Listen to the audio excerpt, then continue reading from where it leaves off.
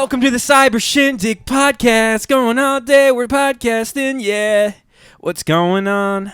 All day podcast. All day. 8-hour podcast coming at you right now. We're doing a whole work shift here. I don't know what I was trying to say there. a whole week? work week schedule. Jesus, 40 hours? We're going every day for 8 hours. Let's do part-time at least. Do a 20-hour week All right, podcast. that's fair.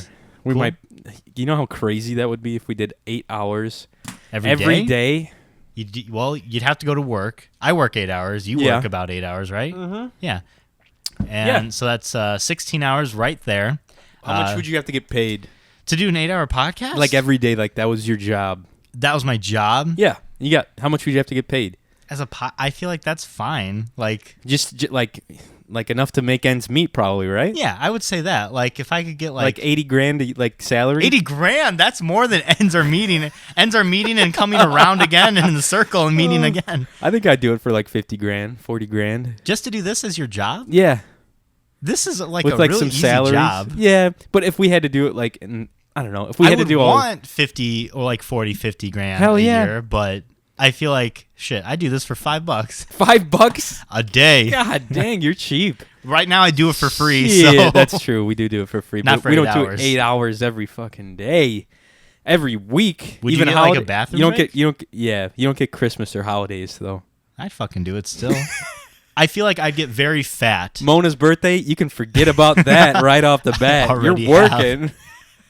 When is Mona's birthday? Quick. August something. Nice. And it's not even her birthday. It's just when we adopted her. Okay, so it's her adoption day party Yeah. kind of thing. Yeah, so it's not even. She's turning 4 this year.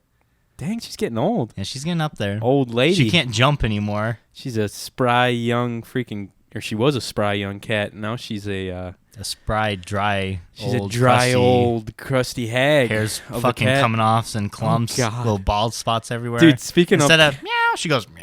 Meow.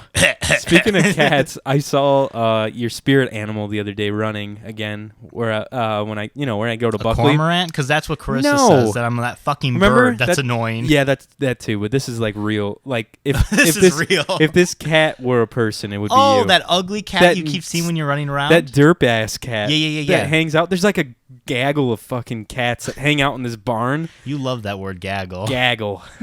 I was gaggling last night. Gross. You can take that any way you want. But there's a group of cats that hang out, and they're all like stray farm cats. Yeah. Someone goes in and feeds them like every day, and they have hay and stuff. I actually saw the person that like kind of takes care of them. Mm-hmm. And I wonder what they do in the winter. But there's this one cat that's like super straggly and so derpy looking, like so stupid looking. And I think he's like, I don't know. There's something wrong with him for sure. Yeah. And He's like, probably just old, dude. no, I don't think he's that old. I think there's some incest going on with that group of cats, and I think he might be a product of incest. So You should ask him. much like Ro, What? he's just a product of, I don't know. I should ask him. That's why he's the second, He's right? a magic. Yeah, he's the third actually. Oh, It's just damn. That's a lot of It's incest. like a meow. It's a magical talking cat. Yeah. I can go, what's going on, bro? What is this? Is your what is this dad cat's also name? your fucking uncle or your brother or what? This cat's name is Derp Cat. It's just Derp Cat Wow. because it's real derpy. Let's take a moment of silence. Take a big old swig of that beer right now, because we need to R.I.P. the hell out of Grumpy Cat. Yeah, dude. Yo, R.I.P. Grumpy Cat. He's up there. R.I.P. Moment of silence. Meow. Little Coors Light. He's right up there with Harambe Oh yeah. and He's Steve. just like sitting in his lap. yeah, and Steve Irwin. Yeah. He's sitting on Steve Irwin's lap. There was a real cool picture that circulated after that happened, and like Stan Lee was holding. Yeah, dude. Yeah, Grumpy Cat. I Isn't was that like, crazy? man, what a sad picture. Like all these celebrities started posting photos of them with that Grumpy Cat at Yeah. like conventions and shit. Grumpy Cat had to have been old though, I right? wonder how much money they made off Grumpy Cat, Tons. right? Tons. How much I mean, money? he was in a movie, for God's sakes. Which movie? Grumpy Cat the movie. No way. Come yeah, on. that's real. I Oh swear to God. my It's God. live action, baby. No way. Aubrey Plaza voices Grumpy Cat. I could definitely see that. Yeah. It's real. So, you think Grumpy Cat saw any of that money he was racking in or no? You think he's just taking advantage of? I don't know. Would you take care of like, so say Chuck Yeah. is like, for some reason got really famous off chat roulette. Oh, hell yeah. And so he became like an internet meme, and then people wanted to like put him on products, make movies out of him. How would you, as the owner, like make sure the dog is like seeing some of that cash flow? I would get him like the best food. Okay. Like, I give him, like, wet food, too, even though I don't think that's that great for dogs, but whatever. I get him, like a couple badass, like, little sleeping mats or, like, cool sleeping dog, like, couches or something. Okay. You should just get him a couch at that point. Yeah. I mean, he's racking in the money. That is true. I'll just get him a fucking couch. He already takes this couch like it's his own. He sits up there when I play video games. Yeah. And he makes it smell like it stinks like dog now. But so I have to put, like, blankets over it. I would do that. Maybe I'd make, like, if I made, like, a lot of money, I'd build a wing that was just dedicated for Chuck. Damn. And it had, like, a little dog pool and stuff in there and just, like, all of his favorite things. Like, it has self-portraits all along the hall. Definitely. Like him wearing different hats. And it had, like, flat screens that just played, like, Animal Planet and shit. And, like, all these different animals running around. He'd be, like, real interested in them and stuff. I don't know. I just make, like, That's a good way to share the wealth, man. Like a dog paradise. Yeah. You know? Because, I don't know, if he's making that much money, you got to throw... I'm sure Grumpy Cat was pretty well taken care of. Oh, I'm sure. Right? Yeah. He had to have been. Yeah. Cat owners are weird when it comes to cats. Oh, cats especially. I'm sure that he saw some cash up Isn't in that there. odd that cat owners... I feel like cat owners and dog owners are very different people. Completely different. Yeah. Completely. Because dog owners, it's almost like... what is it? Like a relationship goes both ways. Yeah. Yeah. Cat owners, it's just like owners are pouring their hearts to this animal and like they don't care. They don't get any reception from the cat. Not at all. Most times. Yeah. The dogs, like, you could, I don't know. It's funny because I came home last night. I went out and grabbed a beer with Zach. And I came home, it was like 10 o'clock and everyone's like asleep. Mm-hmm. And I know, like, Charlie's downstairs waiting for me. And I'll come down and he just starts freaking out. He's like, Aww. Yeah, so I look forward to that shit like that. So they do, like, appreciate you. Cats have a little bit different way of showing it, I think. They do. Mona was actually waiting for me when I came in the door. She really? was sitting like right in front of the door and saw me and started meowing and following me. I'm pretty sure she just wanted to be fed. That's how Felix is. Yeah. He knows that my mom feeds him, so he'll just, like, anytime she's doing shit and he's, like, a little hungry, he'll be like, meow. Just follow her. He's like, oh my God, dude. He's such a mooch. But yeah, I feel like people that own dogs. That was my canteen on the ground here. I thought that was Chuck just fucking farting. People that own dogs are. It's like having like a child, or like not a child, but like a toddler that has to be like ran and like scolded and told no a lot, and like I don't know. It's a whole different thing, I guess. They're more like children. Cats, like when you raise them, they literally just do whatever they want. Oh yeah. You direct them here and there, or you put things out to kind of like help appease them. Yeah, pretty much. Like when we got Mona, she would scrape at the carpet sometimes. Yeah. So we got her these little like fucking cardboard boxes. I've seen those at your house. Yeah, and she'll just go over there and start like scratching at them instead of the carpet. Feels good, and then she doesn't tear your house up. Exactly. So it's a win-win for everybody. Bada bing. Bada bang. Dang. Now, I feel like with the dogs, they just get like some chew toys every once in a while. Mm-hmm. And they get fed the same shit, and you just got to like run them outside, and that's really it. And Charlie just sits around. He's pretty low key. Mm-hmm. That's what, if I ever get another dog, if I get a dog by myself, I think I'd get another either golden retriever. And when we got him, my mom was like, I want the most laid back of all the litter. Like, we bought him from like a breeder up in Michigan. Yeah. And believe it or not, Charlie's like actually a pretty good like breed. Like his genes are pretty good. He's like from an actual breeder. He looks like, I don't know, we could have picked him up from the pound, I guess. He's a pretty dog. He's not the smartest. He's right there, man. I know. You're hurting his feelings. I'll talk shit in front of him. I'd rather talk shit in front of him than behind his back. Oh, good man. I know. But he, what was I saying? Oh yeah, he's an actual breed, and I don't know where I was going with this, but yeah, we picked him up. Oh, my mom wanted the most laid back dog. Yeah. And we got photos of him, and like all the puppies are like playing around, and there's a photo of Charlie asleep on the couch, like as a puppy already. I was like, that's the one we want. Give us that one. That way we don't have to be running, because I don't know, dogs, especially as puppies, are so full of pee and D, dude. And like Ro and Clayton both have like 2 dogs each or whatever, 3 dogs. It's a fucking zoo over at their house too. But they're constantly tearing shit. Like, they tear shit up. Mm-hmm. I've never had problems with him eating anything. Yeah. Like chewing at like Clayton's dog tore up his whole like stairway. Ro's dog like ate part of the couch, I think. I was like, what the fuck? I think they're too smart for their own, like they have German Shepherds too. So they might be too smart for their own good and just get stir crazy. That is a high energy dog. German Shepherds. Yeah. I had when I was a kid a German Shepherd Collie mix. Okay. So not as crazy, collie, but are those the herding dogs? I'm not even gonna pretend Does it look? Do collies look like Lassie? Yeah, remember Lassie? Kind of. Yeah, real long hair. Ours, brown usually. Yeah, yeah, pretty much. I think that's right. Let me pull up a photo of Lassie. I fell down the well, Lassie. That dog was so high energy. She actually, so we had chickens. Oh wow. And did it look like? I'm sorry, did it look like that kind of? Yeah, that's she had like the same face of it. Oh no, that's a sheep border collie. Yeah, right. Yeah, border collie. Yeah. Yep, that's it. Good job, Johnny. Yay! Those are high energy dogs though too, right? Oh yeah. Like that dog would run around the house all the time just as a puppy. Luckily, we had like a larger area, like a backyard. We had a huge backyard, so that fucker would just run around all the time. And we had to actually give it up because it killed one of the chickens. Oh no! And everyone was telling us like when German Shepherds get like the taste for something or like start to kill something, they'll just keep doing it. Open season now. Yeah, that's Pandora's box, and you ain't closing that bitch. Man, I was so sad as a kid because that dog like I grew attached to it. So what happened to it? We got rid of it? We had to get to the pound. You put it down? No, we did not. You put it down yourself? Apparently someone did adopt it because we like kept tabs of it. You know, they couldn't tell us where or like who did it, but it did get adopted, so I was happy about that. Well, that's good. At least someone took care of it. Yeah, they fucking adopted a dog that has the taste of blood for chickens. Hopefully they don't have any livestock. Every time they bring home KFC, the dog's like... Or just eating raw chicken out of their fridge like all the time. Just poultry. Dude, Cole used to have a cat, and his name was... it was so funny. They named it Slick, but I think Cole was so young that he couldn't pronounce Slick. Oh, no. Like, I could see my nephew Joseph trying to pronounce Slick. There'd be no way. So they named it Big Meow Meow.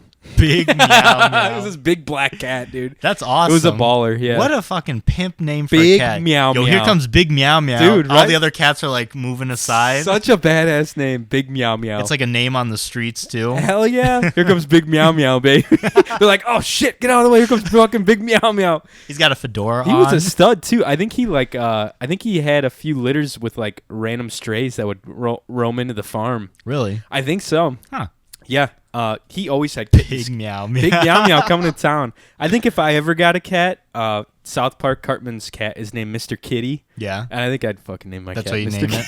I wanted to when we got Mona, the hardest part of getting a cat is naming it. Just like having a podcast. Yeah, similar to a podcast. Or like a band or literally anything. Names are hard, right? Yeah, because I tried to get a new name for Twitch.tv and I couldn't find anything. Everything's taken. Literally everything. When you were texting me, we'll talk about this, but I did the same thing and it took me 10 minutes, but I finally found I did Big John 69 _ I think, or some shit like that. I had the perfect Twitch name. What was it? Alpha Wiener. Nice. Right? And it was like available. So I was like, oh, this is so great. I'll look around a bit more. And then after a while, I was How did you have to type in and just see if it was available? Yeah. Okay. But after a while, I realized I misspelled Wiener. Oh, how'd you spell it? I did like WEINER. Okay. I was like, God you fucked damn up. it. And then, of course, Alpha Wiener is taken. People would get the point, though, right? Yes, but at the same time, I don't want to look like an illiterate fuck. Okay, yeah, that's come on, true, man. I guess. I get people would definitely troll you for that, probably, right? Yeah. Ain't gonna happen. Not happen. Not on your watch, right? Big Meow Meow. R.I.P. Big to Meow that Meow. cat. That thing lived till he was like fucking 19 years old, and then the neighbor came over and had to put it down. I think it was really bad. Oh. That's out in the farms where they don't take their animals and they just bring their neighbors over to shoot them. But yeah, I mean, it's different strokes for different folks. Would you get a cat, do you think, if you were by yourself? I think I would when I buy a home, presuming I'm moving into the home by myself. Yeah, definitely. And I don't have anyone that I'm going to be living with. I don't have you know what I mean? Yeah, I would get a cat before a dog. For sure. Like, as a single person that's out of the house a lot. Yeah, I guess that's a good idea. I can't take care of a puppy, man. No. I'd have to bring it over here, and, like, my mom would be pissed. My dad would be like, get this thing out of here. Yeah. So I would definitely, I'd probably adopt a cat. Yeah. Cats are really, like a 1-year-old cat that no one wants because it's not a kitten anymore, you know? Just get that derp cat. Isn't that what you guys did with Mona? Mona was 2 when we got her. Cat. Yeah, nobody wanted her because she was older. Old cat, yeah. But she was like not the even sweetest old, though. thing. Yeah. Yeah. We got her, and what was it? They are like, the only thing is she really hates other cats. And I was like, it probably isn't that bad. Fine. They took her out of the cage where she could see like the other cats, just started hissing and spitting. And I looked at Mel, I'm like, this cat is not for us. I don't want this mean fucker in my house. And then when we got like to the private area, she just like curled up on us and started purring. I'm like, all right, she's fine. Just don't put another like cat with her. Where did you get her from? We got her from like PetSmart or something. Yeah, PetSmart. Yeah. I forget what they're called, but there's this organization that comes in like every Saturday with a bunch of cats. Cool. And I think some dogs, Happy Friends or something. Some kind of yeah. Did you see that our last Instagram post? There's like a I don't know if you read our comments. Someone a page that does sheltered cats was like, hey, like they reached out to us. I don't know if it was cat a scam jewelry. or what. Is that what it is? Yeah, because they also reached out to Mona Meows. Okay, I thought it was a scam. Which I was corrected. Actually, I'm not going to spoil it because Mallory actually called in this episode to correct me for something. She did. Kate wrote in via email. Clayton called in. Ro called in maybe. Britt Can we called just in. delete Rose? Yeah, honestly. Definitely. Oh, Clayton left us a video too. Nice. So, you think there's a way we can just block Ro from like leaving us voicemails, emails, listening to the podcast? Definitely. Okay, good. Yeah, definitely. Like, what's even the point? Yeah, like that's just Screw what's bringing him. That's what's making it so hard to like climb the ranks. We can't get up to the top charts in iTunes because of Ro. People know that he's listening. F that. Yeah. No, I think I would definitely get a cat if I was a single homeowner, bachelor style. Yeah. I would get a cat, probably like you did, like a 1 or 2 year old cat. It's no nice one's shown any love to. Just to have like something else there instead of just like a lonely house. Yeah. And like they will curl up like on your lap and shit when you're like resting. And it is very like nice just to have like a friend, I guess. Oh, sure, dude. House. I 100% agree because that's what I like doing at night. I'll have Charlie sitting on the couch. I'll be like watching TV or like playing video games. It's just nice. Yeah. But I wouldn't want a cat like Felix. I think he's like a special case though. Yeah. Where he doesn't like any trauma. He is like such a tease, man. He's such a fucking tease. He just like hangs out and he's like a cute cat, but then you go to get close and like try to pet him, he's skittish. He takes off. Unless you're feeding him. Then you can ambush him and pick him up. Just always have like something around, like macaroni and cheese in your pocket or something. Yeah, have some like you should feed him catnip. Have you ever done that? He loves it. Oh, baby. Can they eat catnip? Because he was. Oh, yeah. He was chowing down on it. My mom was like, I don't know if you can eat that. And I was like, it just looks like leaves to me, like little crushed up oregano. That's all it is. Cats fucking love that shit. He was going to town. We stuffed it in a little toy, and he was just eating the shit out of it. Like rolling in it and stuff. I was like, God dang. Yeah, that's like drugs to them, man. He hissed at it. Was so funny. Charlie was like laying down upstairs, and Felix was like trying to get my mom to feed him. My mom's like, get out of go on. I'm not feeding you. And he like ran off and like walked past Chuck and was just like hissed at him and then ran off, and Charlie's like, what did I do? I didn't even do anything. It was so funny, man. I was like, poor Chuck, just getting hissed at for sitting there. Aw, Chuck. Didn't even do anything. He's laying down next to us over here, next to the couch. My nephew was spraying him with the hose all afternoon. So it smells like wet dog in the Cyber Shindig studio today. As it always does. I have a candle lit. Just because of the smell. Ooh, that's cute, man. It's got a fucking rope around it too. I stole it from my sister. Dang. And yeah. She can be okay with that? Nah, probably not. Just get her some French fries. She'll be cool. Be all right. Yeah, exactly. Some Funyuns or some shit. Funyuns or pizza. But yeah, man. Speaking of catnip. Yeah. Did you hear about Illinois? And I'm going to fact check this real quick, but I think marijuana is becoming legal in Illinois. It's becoming decriminalized. Yeah. Where you can carry it. I think it's already been. You can carry a certain amount. And same thing with the mushroom thing in Colorado. Yeah. It's not legal. I think it's just it's not like you're not going to jail if you get caught with it. It's still an offense or some kind of I think you can get a ticket or something for having them. Mm-hmm. But it's a step in the right direction, I guess, for some people. It said Illinois illegal. Motherfucker. Illinois. Whenever I come here, you Christ. get like I know, Illinois posed to legalize marijuana sales. Oh, wow. Expunging criminal records for pot crimes. That'd be awesome. Which, could you imagine how many people you're going to have to go back and like... Well, people would be out of... Yeah.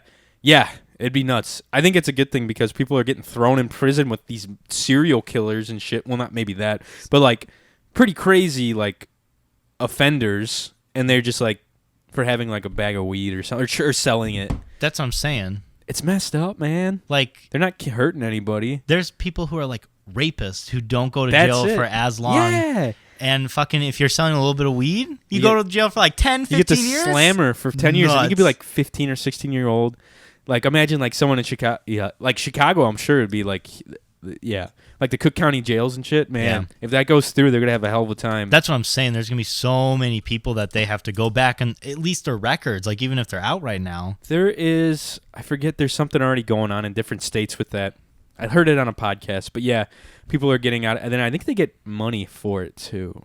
Good. I know. Yeah, that's what I was like. That's pretty awesome. Marijuana is such a gray area in the United States.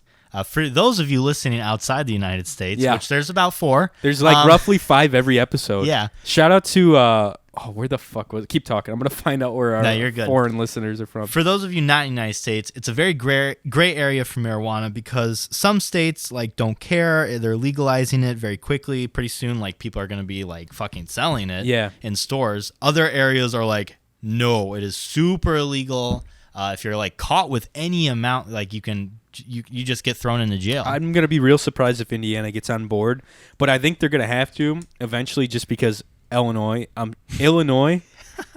just Illinois. Own it. Just own it. You say Illinois. It's cool. Illinois is going to do it. I'm willing to bet Ohio does it and Michigan. Yeah. I'm willing to. Well, Michigan already did. Michigan, yeah. Michigan, you can have a certain amount. You think Ohio? Yes. Ohio's kind of. Are they a Republican state? I feel like they're a bit more red. They're than swing they are blue. state, aren't they? Yeah. I could see them doing it. People are making so much money, and we're such a big agricultural state. Yeah. Same with Illinois. Mm-hmm. I mean, if you go south anywhere around, like if you get you go an hour out of Chicago, not straight south, but maybe 2 hours straight south. Anywhere out of that. Careful going an hour straight south. I was there today, trust me. But if you get out of that zone, it's all farm. I mean, it's all farming. That's what's crazy when people think of like Illinois who've never been there. Yeah. They think of like this, Chicago. There's all these. It's really not. It's a very suburbs. Small part. It's like the west suburbs, Chicago, and that's like this little city area. You know? That's it. Everything else is very much farmland. You go south, like you were saying, like 2 hours. Flat. The entire rest of the state is just farmland. Yeah, it's crazy. It's even bigger than Indiana farming. Like their ag is huge. Yeah.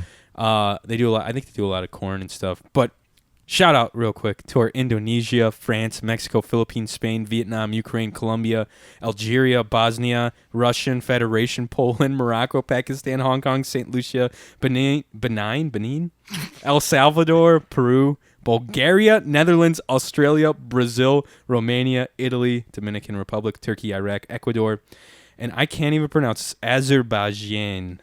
Sounds like a what? Azerbaijan. So our top country, Indonesia. Oh, really? France, next, Mexico, Philippines, Spain, and then Vietnam. And we have at least 5 for all those. Nice. Shout out to the international folks. We would love if you guys sent us an email. I'm wondering how long they're listening to this before they realize it's not in their language. A lot of countries outside the United States speak English. I understand, but we're you like think one people of the only... actually listening to this, or they're just like accidentally downloading it somehow, or like clicking play on like SoundCloud and be like, "Oh fuck, this isn't right." I'm sure they at least counts. I'm sure they at least like fucking hear it out and see if they like it or not, dipping their toes in the water, if you will. I think it's a 50-50 shot that they listen to the whole episode. Probably less, probably like 70-30 shot. 70-30. I bet you they listen to a little bit of it. You do not give us as much credit, I know, as we should have. I try not to get a big head about stuff like that. You should have a medium-sized head, all right? Get a little stiffy. I'll get a little stiffy about it. Yeah. Shout out to our last episode, fucking record breaker. Yeah. That was awesome. That's like, for some reason we had so many downloads on Matthias' Redemption and Dragon Conception. Which I still have a theory that it's just Nick Matthias' family, like on repeat, just listening to the same episode. Or it's just Matthias with his Crave case. But he's not in Crown Point. It's like we got so many downloads in Crown Point for some reason. Shout out to Crown Point. Crown Point, land of the Bulldogs. Keep listening. Sponsor us. Crown the town of Crown Point. Sponsor us, baby. I'll get a fucking bulldog tattoo now, baby. I would too. Fuck it. We were like rivals in high school. I don't even care. That's how much you know what?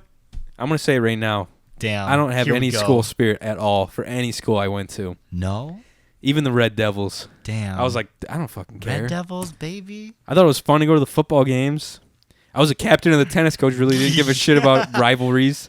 I was like, as long as we play all right, if we're winning, great. Man, I have a lot of RDP, Red Devil Pride. Shut the fuck up. I'm not kidding. I was really... Listen, our school...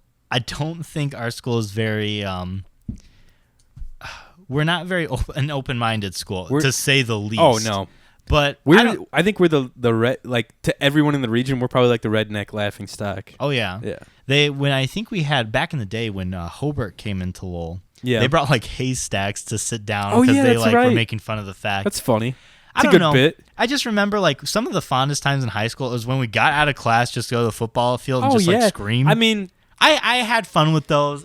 It wasn't just football. It was like a unity thing, right? Yeah. Like we're bonding as like a school, which is cool. And here's the thing. Here's a little bit of history about your boy, Mike Kroll. Oh boy, strap in. Big Papa Mike. So Johnny and I, as you guys know, were big into theater. We loved it. I quit football to do theater. He quit football to do theater. I did not like football. I'll tell you that. Probably lost some brain cells for it. Anyways. But so there's always like a stigma between like athletes, theater kids. Like it's like polar opposites almost. Yeah. And I remember, this is still very vivid in my mind. We were at a pep rally, and I think this was my sophomore year. It was. Yeah, I remember. Do you know what I'm going with? Yeah. So we were there, and we were just, having a good time, yelling, screaming, whatever. And the coach of the football team, Coach Kennedy, shout out to you.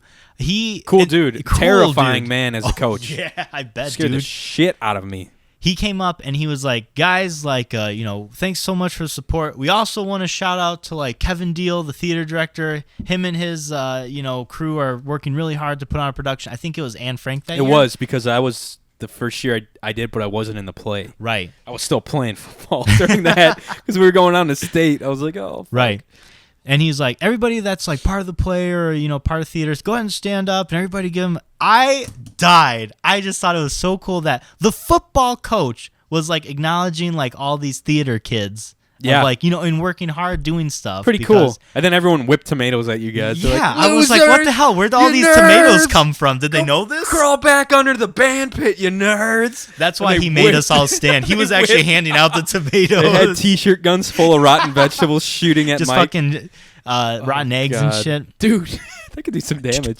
No, that was a really classy move. He was a classy dude. He was a very interesting coach. He got shit done. Mm-hmm. I don't really follow their football. I think their football team's pretty good still. I think Kilmer's the coach. I think they're doing pretty good. Mm-hmm. One of my old teachers I follow on Twitter is always like posting stuff, and they do really well. Yeah, and that was I think we made it pretty, like the football team that when we were in high school was a pretty fucking big deal. Mm-hmm. They were really good. You guys made it to state often, like 2 or 3 times. I think like either the semifinals or the finals. We won when I was in 8th grade or 7th grade. Mm-hmm. Then we made it down to the state. As I was a freshman, I got bumped up to varsity at the end of my freshman season. They picked like 9 guys that like. Damn, you were the cream of the crop. I just worked hard. I wasn't even good, dude. I forgot plays all the time. I was so bad on offense, dude. I believe that. I played linebacker, and that was just kind of like you kind of played things by ear, and you just had to watch like the offense and kind of figure little things out. Yeah. And you had to figure things out. I was a fullback or runner. I guess you'd call it a fullback or halfback, whatever the fuck. And I was so bad because I would forget where I was running to. I'd forget what plays I was doing what on. I was always asking the quarterback and the tailback. It was bad. Like while they were doing the play, you're like, wait a second, where am I running? When we broke the huddle, I was like, dude, am I going through this hole right? I'm blocking for you here. And they're like, God damn it. It was bad. That's why I was like, fuck this. I'll go memorize lines. This is way more fun. I can screw around with Mike. So... Yeah, but that was a stellar move, right? He was like, stand up. I thought it was so cool. And you know what else is cool? They always showed up. Someone from the football staff would always be there to watch. Mm-hmm. Yeah. Like during the plays and musicals. Say what you want about our school system. A lot of the teachers, coaches, what have you, they went to many, many different things.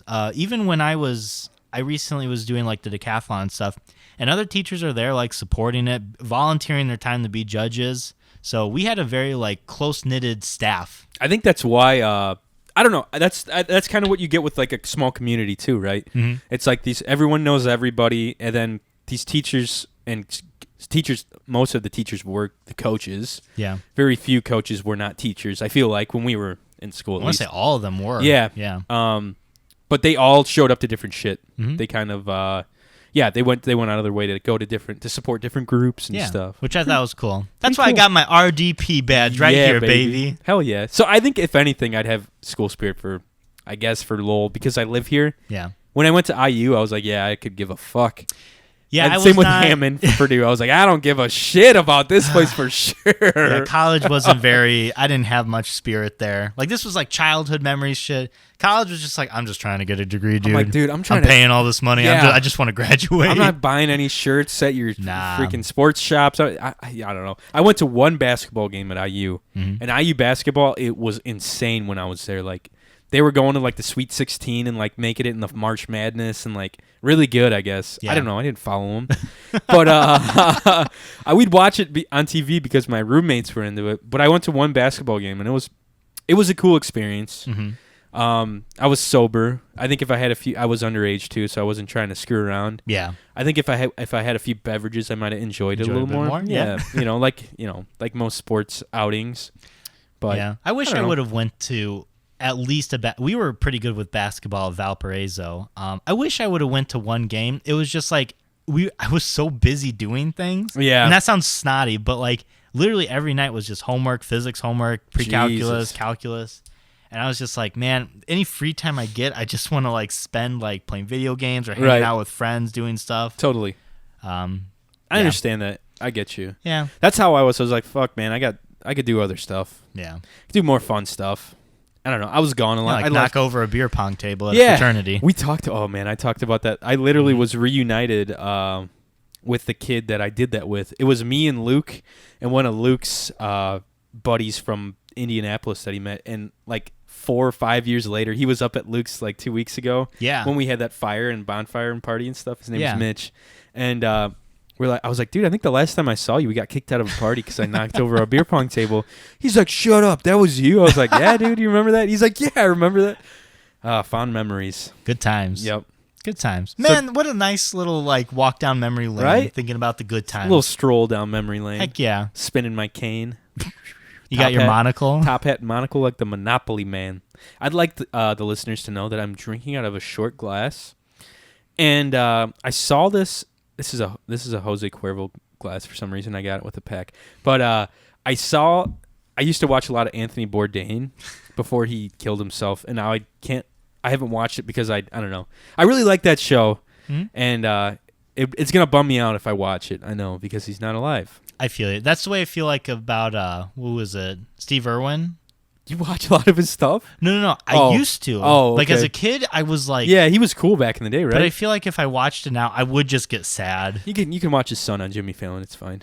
Yeah, but that I don't know. That's getting old because it's like staged, overplayed now too. The first time was like, oh, this is cute. Yeah. The second time was like, all right.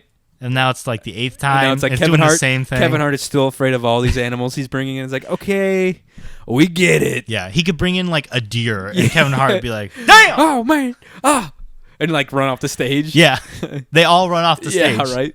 But anyways, I'm drinking out of a small. It's probably like 8-ounce glass total, maybe. But I saw them do this in like different like Asian countries, and they would fill up a small glass with like a wide brim out of like a bottle of beer or a can of beer. Yeah. And it is so much more refreshing out of a small glass because you can like refill it. It's better drinkability, and you get a better taste out of it, I feel like. So this is like the fucking move right here. For those of you watching at home, small glass. This is a 16-ounce can right here. Yeah. So it's the same size pretty much. Nah, I think it holds less. It doesn't have as much volume. Pour that whole when you crack that open, pour the whole thing. No, in. I couldn't. It was like a half. Ah, okay. Yeah. All right. Yeah, man. It's just classy looking too, and it's fun. Drinking with Johnny. You should do a segment with just like oh boy. Yeah. That'd be a fun YouTube channel. Do you ever drink with the rocks or no? Do you ever like on the rocks? Yeah. Not with beer. No. With not even maybe with clear liquor. What if it was like reusable? Like I have ice cubes right now in my freezer that are just like it's plastic, and you just drop it in. Like you freeze them, they get really cold. You drop them in, you use them, and then you just pop them back in the freezer. You afraid of anything like coming off of those, like the BPAs or whatever they're called? I washed them off. Okay. Fuck, I was drinking like river water when I was a fucking kid. That's true. My immune system is the strongest in this side of the Mississippi. You got the iron immune system. Yeah. If if the kankakee can't kill me, yeah. God, good luck. If those large freaking turkey vulturous fucking mosquitoes don't get you, carry you off, dude. Nothing will. They'll just carry you off. You're safe, baby. Man. No, I don't know. I only drink on the rocks if I'm drinking like clear liquor. Yeah. Anything else like whiskey, I'll drink room temperature with no mixer. Damn, you an animal. You an animal, boy. Dude, who are you fighting? That's how you're supposed to drink whiskey. Anyways, enough about me drinking. I go on. I actually took it easy this week. After Memorial Day weekend, I was like, I need to fucking slow this fucking ship down a little bit. Let's bring it back down a little. Anyways, you did some cool shit last week. I did do some cool shit. Or last weekend. Sorry. Yeah. During the holiday. You're good. Happy past Memorial Day. Happy past Memorial Day, everybody. Cheers to that. Cheers. Shout out to all of our troops and all of our naval nurses. Nurses? And corpsmen. That's Rowan Clayton. Boo. Boo Clayton. Boo Clayton. Boo Row. Yeah, I did a wild thing over the weekend, actually. So we recorded Friday. Yeah.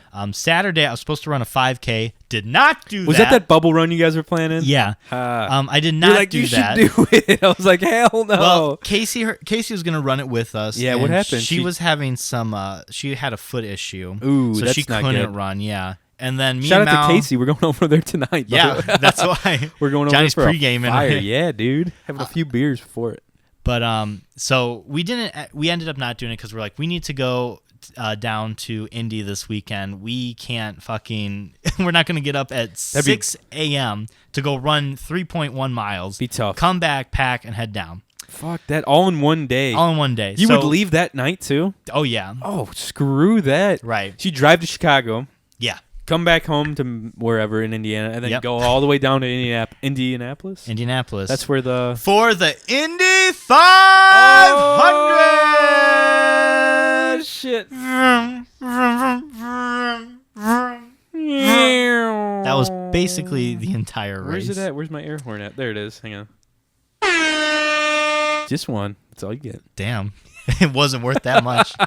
So we headed down to Indianapolis around 11 o'clock our time. We were staying with some family of Mallory's. Yeah. Which shout out to them for having us over. Nice people. Oh, you stayed with her family? That's awesome. I did. We stayed. Who lives down there? Some of her aunts or uncles? Her or something? aunt. She has a couple cousins down there who I got to. Well, I met at her open house. Okay. But now I got to actually. Her college or her high school? High school. Oh man, a long time ago. Talk about a trip down memory lane. That's really. What I'm saying. Jeez. So we actually got to sit down and just chat and have a good time. That's I met cool. her. I didn't meet her aunt, but I got to see them again. Sure. So we stayed with her aunt, and I met for the first time her godfather's family. I just met her godfather before, but they have kids and everything. We went over to their house. Do you know my my sunglasses and my cup of Hope Plumbing? Yeah, that's the guy who owns Hope Plumbing. Nice. Because we got to his house, I'm seeing all these Hope Plumbing cups. And I was like, damn, I have that cup. You're like, bro, you gotta give me some free shit here, some swag. So, well, he gave me some ice cream, so I didn't want to push my luck. You feel me? Yeah. I don't blame you there. So Saturday night, we just kind of hung out with her family. We went around visiting. We were in Broad Ripple, if anybody's familiar. You are? That is one of my favorite places to party. I'm not even joking. No, it seemed like a scene because we got there, we hung out with her aunt for a bit, and then we headed out to her cousins to hang out with them. So they live in Broad Ripple? Yeah, oh all of them. God, what a fucking cool her place. Aunt, her cousin who we met, and then the next day we got dinner with her other cousin. Where did you guys who's go? The photographer. Oh, I remember her. Yeah. She kind of looks like Mal, right? Yes. Kind of scary almost, like Mal in the future. If you see old pictures of her cousin, it does look like Mallory, especially in the face and the hair. Her hair. But yeah, we went there. We actually came back around 9 o'clock to Broad Ripple because the cousin was on the outskirts, and it was a hopping scene. Cool, I'm man? like, damn, man, dude. What restaurant did you go to? A restaurant on Broad Ripple? We went to McDonald's. That's okay. Which we could order from the little screen, which we'd never done before. Weird, right? Yeah, it was an interesting experience. We figured crazy. we'd Shout be spending. Out to McDonald's. Yeah, shout out to McDonald's. We figured we'd be spending a lot of money at the race, so we didn't want to go out to dinner. I don't blame you. And her aunt actually had a bunch of stuff for us. Cool. There that's to nice of them. Yeah, real sweet. Dude, quick side note. Yes. If you are ever down in Broad Ripple again, you need to go check it out, dude. The bars. I was there, yeah. Did you go to the bars? Or but anything? I didn't go anywhere. We were on the canal though. Right the river there. Yeah, dude. I would go down to Luke or to Rose, and we would go out of our way to go to Broad Ripple. Mm-hmm. It's only 15, 20 minutes. Yeah. And we actually met Chad Hoy out there one night. Are you kidding? I'm not even fucking around. And it was like... he's just hanging out. We were all like a bunch of broke college kids. Man. And I was like, come on, we're doing a shot. And everyone's like, no, we're not. I was like, I'm buying everyone a fucking shot. And Chad's like, all right, or whatever. And he ended up driving us home. I think I talked about this before. And there was one of Sarah's friends, Rose's girlfriend. I think they were dating at the time. His fiance now. One of her friends got real sick and threw up out of Chad's car. Or threw up in a bag. And I took the bag and whipped it out of Chad's car. Oh, my God. He's like, dude. Anyways, good times out in Broad Ripple. Man, it's a nice place. It was beautiful that day, too, when we were there. And, like, there wasn't too many people out. Yeah. So, because I think, like... college town. Yeah, college is out. So, I think, like, most people were, like, gone or at home for, like, the summer. They have a sick music venue. We went and saw Trampled by Turtles there 2 years ago, which is an awesome, like... What a great bluegrass band rock band. Oh, dude, they're so good. Trampled by Turtles. You would I'll play some music for you tonight. Sure. Casey knows who they are, I'm sure. Yeah. So the next day we left at fucking 6:40 to get to this place. That's early for your boy here. You're telling me. And the race didn't start until 12:40 or 12:36. So like we were trying to get there with plenty of time because everyone was coming to this place. It packs like 300,000 people. I looked up like fun facts for the Indy 500, and it's like the second or third biggest festival in the world. I believe it, dude. There's so many people there, and of all fucking colors too. Let me tell you, the Snake Pit. Oh, we'll get to it. Yeah. So we were going there, and we were in standstill traffic for so long. They had this big field north of the track. And we were gonna park there, but we were like, you know what? If we find parking, like local parking, we'll just do that. We came across this church, St. Michael's. Shout out to St. Michael. We share the same name. Nice. And it was like $10 parking. So I was like, man, let's just do this. It's a mile away. Like we can walk it. Yeah, that's not bad, right? Turned out to be a good idea because like getting out of that field, the field is huge, like 4 or 5 footballs. Yeah, it's massive. At least. And I was like, this would have taken hours to get out of with traffic. Yeah, fuck that. If you can find a way to get out of there. Yeah. That's the way. Yeah, it is. So it was much easier doing this, especially when we were leaving. But so we got there.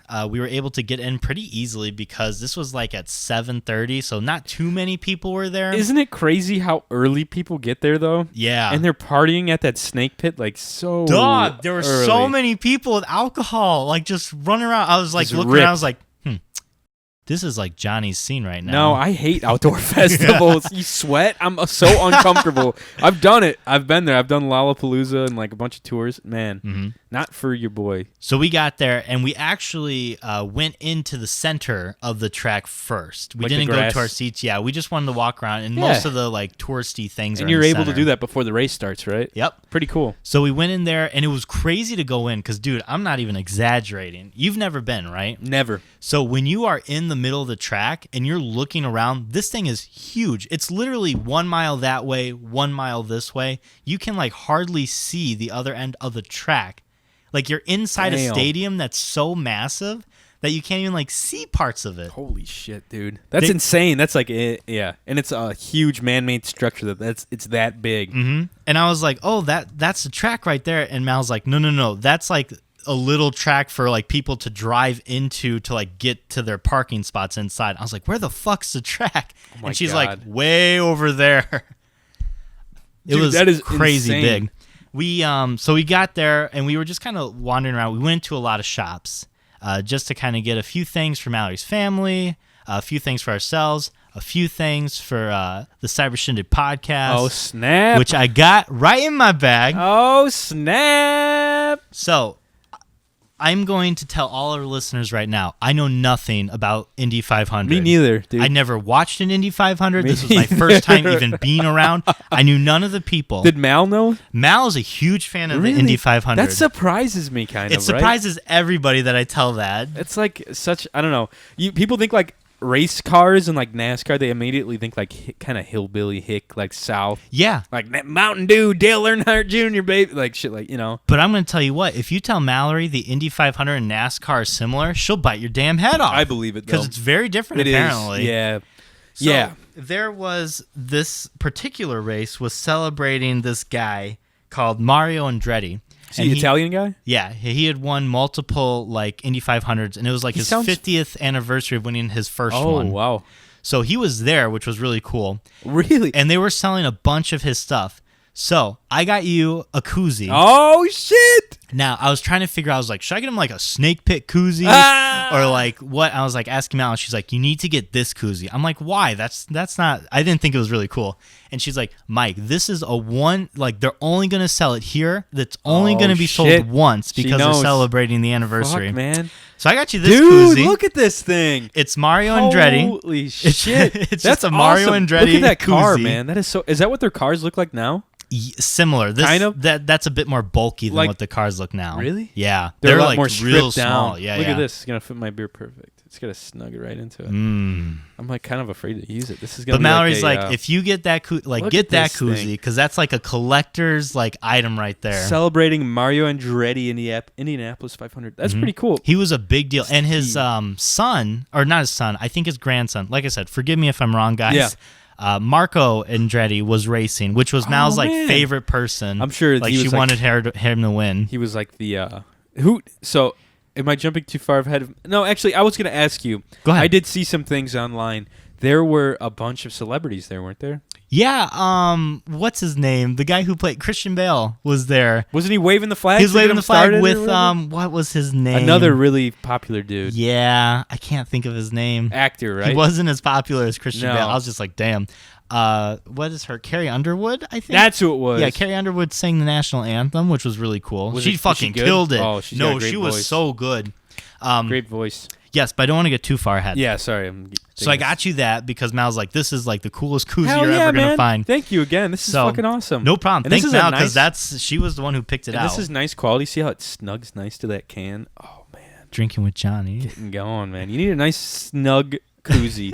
Some people call these a huggy. Ew, I don't like that. I don't like it either. So I also got something more for like our podcast to like put around. Ambiance. I like it, man. And I saw something on it. Actually, Mallory spotted it. I was like, what else should I get Johnny? And she's like, you got to get this. Oh, boy. Oh, dude, that is fucking cool. It's a big old sign. Yeah, it says the Coors Snake Light. Pit. And that's what I saw. Here. We saw the Coors Light. We're like, we got to get that for the Cyber Shindig Maybe I podcast. can bump Rose Shitty painting up a little bit and I'll put this underneath it. This is cool as fuck, but man. it's a Snake Pit. It's got I love Coors it, Light man. on Hell it. yeah. It's got the Snake Pit, Indianapolis 500, Coors Light. And these are like collectible too. These will be like those cool things people hang in their garage and shit. Right, like way later on in life and stuff that you see. This is sick. Hell yeah, look at this. For those of you, I will be uploading this to YouTube. Last week's episode was kind of fucked on the camera again for some reason. I don't know. So we got those things. When we were walking around, we actually got to see the trophy.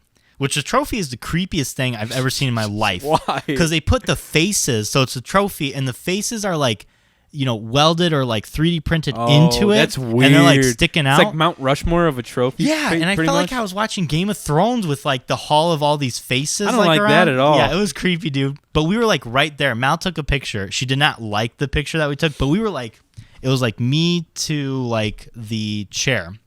I'm surprised you didn't Snapchat this stuff, man. I would have loved it. I was trying to like get all my shit because I was holding a ton of bags because we had a lot of like stuff bringing home with us. Did you get service in there with all those people? Yeah, tons of service. That's surprising. Like, I don't know what it is, but every time I've been to a music festival, or like Lollapalooza, you get zero service. Sorry, my feet are moving. I might be dragging cords around. But you get like zero service because everyone's like trying to get service on their phone. Yeah. So it's like sucking all of the fucking service out of the satellites or whatever. I don't know. No, it was just fine. Really? That's so surprising. Yeah, because I did send you one Snapchat. Can't say what it was on air.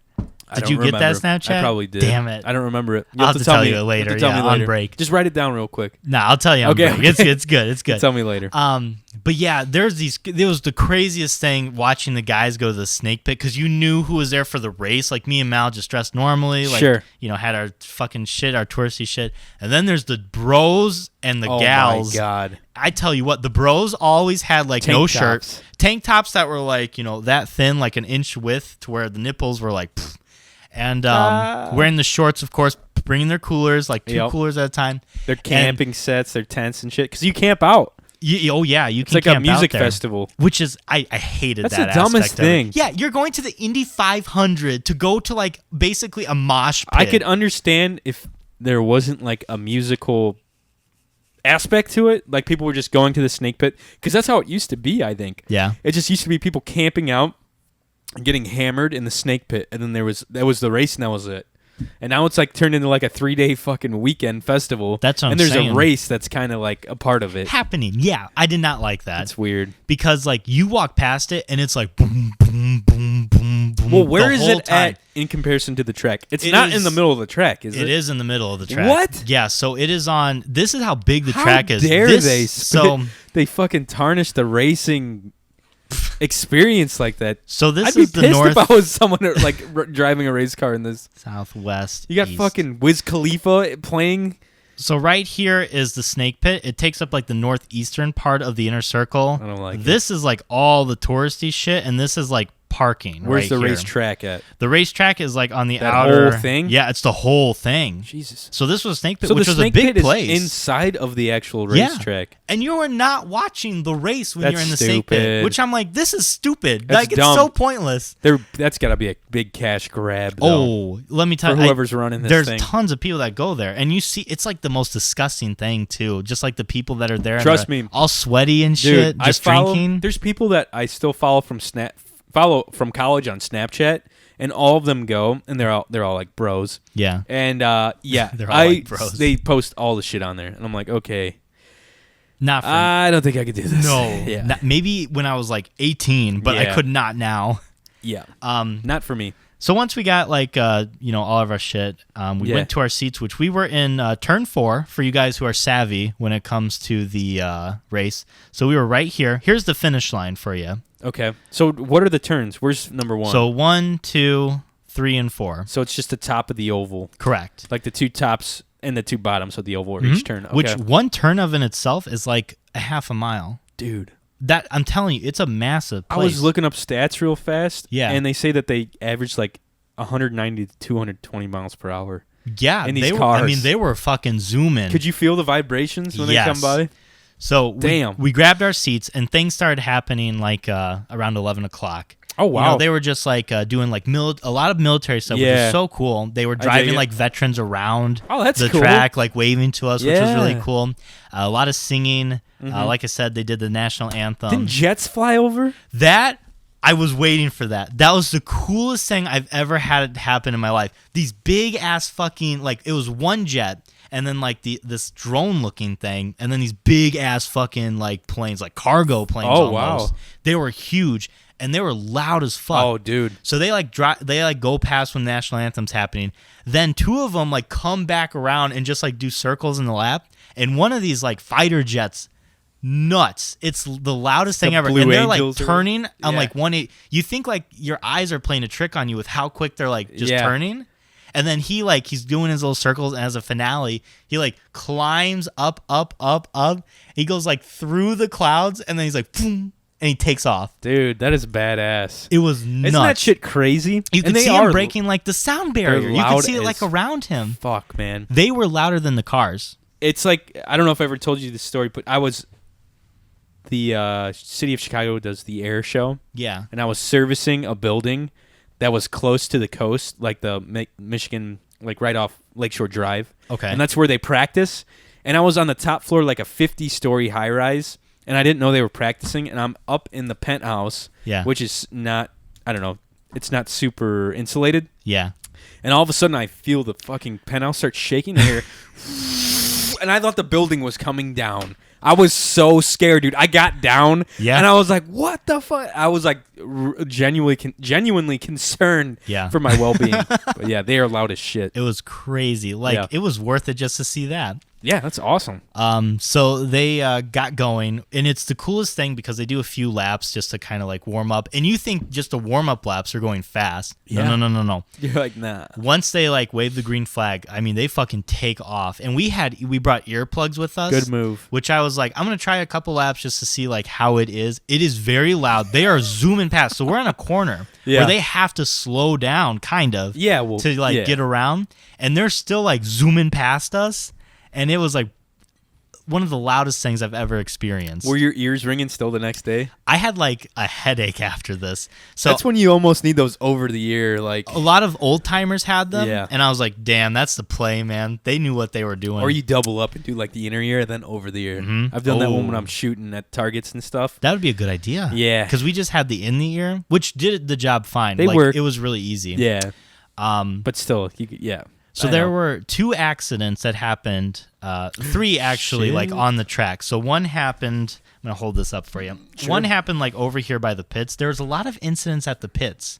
I wonder why. One time this tire like flew off, hit a guy. Like a dude on the pit? In the pit, like a crew. This other guy like ran over one of his dudes. Oh my God. Like hit him. Another car crashed into another car in the pits and like spun. Yeah, which was scary as hell. I could see that being a pretty like high Mallory said area. It's rare that things happen in the pit, and there were so many things that day. So anyhow, someone spun out like near the pits in the race, and then the other 2 happened right next to us. Damn. There was one car that came out of turn 3, and he like spun around. He couldn't like control himself. Yeah. He spun around and hit this wall. Ooh, he didn't hit it too hard, but hard enough to where like his car was out. He was out, yeah. And then the other accident that happened, oh shit. Damn. This guy was trying to pass this other one right here coming out of turn 3. And he was not letting him. He was like blocking him. Oh, man. Which I guess Mallory was like, blocking is not like good. It's kind of like an asshole move. Yeah. They collided. Both of them spun out right here and like ended up in the grass. And it actually infected. It affected 2 other drivers. They like got hit by it or they collided and they were like out. Oh my! So that's 5 cars out. Yeah, 5 of them. How many cars are in the race? Do you know? 30 in the 30s, mid 30s. That many? I would say. Yeah. And is it based on their time or who's actually in front of one another? So it's based off of who's in front of one another. So what they do trials, and whoever gets like the fastest one. So there's 3 of them. So it's like here's the first, second, third. Yeah. And then it's like 4th, 5th, 6th, and they line up that way to start. Oh, wow. And then they go off, and it's whoever passes whoever. So how many laps? How long is the race, and how many laps? Do you know? So the race itself was like 2 hours and some. I want to say like 2.5 to 2. Wow. Almost 3. Damn. Because they count when it's a caution. Sure. Which they had to do for those accidents. Which guy got out of his car and was yelling at the dude that blocked him. No way. I was like, how nice they should that have guy fought. It's like I would have lost my hockey mind. Match. I would have lost my mind. Oh, they just start roughing each other up. I was like really naive. I was like, oh, how nice of that guy. He's checking to make sure that other guy. No. And I was like, no. He's like you fucking cursing him out and shit. Yeah. Screaming at him. It's 200 laps. Wow. And I actually timed it in my head a couple laps, and it's usually like 36 to 40 seconds each car. Oh, that's quick as shit. You're telling me. 200 miles per hour, baby. And they're flying. They were all really good drivers because all of them kind of kept together. Yeah. So you'd have people come by, and then you wouldn't see anything for a few seconds, and then they'd all come around again. Schooled back up. Yeah. It was nice though when they were more apart because you could like see things more often. Yeah, it's a little bit more action. Mm-hmm. It's not just one go and it's gone until the next lap. So I was happy like the accidents were not fatal. Right, no one got hurt. There was a point where there was like 60 or 70 laps where nothing like was happening. No one was passing each other, and my ass was hurting. Like next time, I would get like cushions. Now you know if you ever went back. Oh yeah, I would definitely get cushions. See, you learn these little things. Splurge for the cushions, even though they're like $20. And you were all nervous about the weather too, right? Well, they had like 100% chance of rain, and it was cloudy. And I was like concerned a few times because like, oh, that system over there is like definitely raining. It never rained, not once while we were in the stadium. Bluebird skies, you know what I mean? Like we got real lucky. Like it missed us by a hair's just a hair's fucking length. Yeah. What was the temperature? It was like, so they do track temperatures, right? Oh, wow. So on the track, it was like 98 turn 1, 98 turn 2, 98 turn 3, us turn 4, 110. Shut the fuck up. It was so, let me tell you. So the sun's just beating down on you? What is the deal? Mal and I brought sunscreen and water. So we were applying, as you can see. Did you bring a cooler or something? Or? No, we just had like a little you got like a pack? Yeah, which next time I'd bring a backpack. I didn't know you could bring like backpacks. I thought it was only like knapsacks. Can you bring coolers into the stands? Yeah. What can't you bring? You can't bring your own booze. Weapons. Obviously, weapons, sharp objects. You can bring your own booze. You can? Dude, let me tell you, these guys were bringing coolers in, coolers upon coolers upon coolers. Just ice, beer? water, beer, Wow. anything. You can bring your food. That'd be fun. You can bring food, beverages. Really, they're not very strict to what you can't bring. That sounds like no other festival / I don't know how other races do it, but I did not think they checked our shit very well either. So we had our bag. We put it in there. They kind of poke it with a stick, and then they're like, "Go ahead." You don't have any weapons. I'm like, "You didn't check my pockets." I like, yeah, whatever. And they're like, "Everyone here is carrying, so it's fine." Yo, what's up, Felix? There's a cat. Hi. Carol. You brought hot dogs? Ooh, Dang. I might have one in a little bit. So Hot dogs from Ticky's Mallory Dogs. bought a hot dog at the Indy 500. How much? $7. That's not terrible. I did not agree with that. I That's thought not bad. You ever been to a baseball game? Yeah, They're like $12. I know, but I don't know. For Your me, beer's like $10. I did not It's even bother expensive. getting a drink. It is there. expensive for a little scrap meat on a piece of bun. Mm-hmm. So, like, as you can see, I'm not burnt anywhere. Yeah, I was geez. wearing shorts, a t-shirt. What? I did get burnt a little bit right here. Yeah, and another spot I'm So looking at. me and Mal replied 5 times just because we were sweating so much. God. And I had a hat on like Johnny, Yeah. where it was Like a backwards ball because cap. I was protecting my neck. Yeah. And so I put it on. I'm like applying, and then me and Mal, I took my hat off to take a picture. Uh-oh. And I put it back on. And I think it was slightly like higher. Oh, And so I got this nasty burn It on my looks like forehead. someone it's like tried to peeling. scalp you almost It's and like was basically that. unsuccessful. And it's And like, there's like a scar on your hairline. I know, it's so gross. It's It's not been that bad, peeling though. all like the week. You can only see this little piece of it though. Yeah, Like ugh, barely though. It's just It'll gross. go away. Whatever. Fuck I know, it. but I got burnt to shit. Mallory actually was like dehydrated. Oh no. She was drinking plenty of water, but I just don't think her body was keeping Too up. much. The last 20 laps, which if you guys were watching it, you know was like intense because the first and second guy kept passing each other, and people were going nuts. Oh, I like bet. this was the craziest That's thing. awesome, man. And Mal's like sitting on the bleacher, everyone's standing up, and she has like her hands in her head. I'm like, Jesus Christ, this girl's gonna pass out on You need me. to go. Did she eat anything? She did. She had that good. hot dog. Oh, that $7 good, yeah. hot dog. She That's was just probably dehydrated. better than nothing, though, right? Yeah, I asked a couple guys next to us at a cooler. I was like, "Hey, man, can I just have like some ice so she can?" And he's like, "Yeah, take as much ice as you want." Oh, like, that's cool. Yeah, real friendly people at the Indy I'm 500 sure. too. Real nice guys. I'm sure they're all like, I don't know. A lot of guys seem like they're all like Indiana people, or Yeah. usually pretty Oh, nice. yeah. Southern Indiana people. We had people from New Zealand sitting in front of us, and then What people the from hell? like Brazil, a couple No rows. way. It was crazy. Should told them Actually, listen to our podcast. Some of their they're like, hey, do you guys know about this? There's I some people almost in your wore area my that are- podcast yeah. shirt, which for you guys who are listening and not watching, Johnny and I actually wore the same shirt today. Our Cyber Shindig podcast wore shirt. our podcast shirts. We're feeling really patriotic with the podcast Didn't even today. plan it. We Nah. just showed up like this. But Mal felt better after the ice. So the Good. guy who won, his name was Simon. He actually was started in the first seed, and he fucking won. Which Mal's Oh. saying it's weird for a person to start first. Obviously, he got passed a few times, and ends up in but that? ending up in first place. His name was Simon Paganad. Okay. But yeah, he won. How old and where was he from? He is from France. Oh, damn. So he is there a is- lot of international racers in this, Yes, I'm guessing, there's then? someone from Japan. There's a couple from like Europe. That's a big there is thing quite a few people in Europe, right? France, Yeah. Europe, Germany, like these kind of Italy, races stuff like are that. big things. The guy who was in second, I think, was from Italy. He was pissed when he was interviewing him. He was like, "This is some bullshit."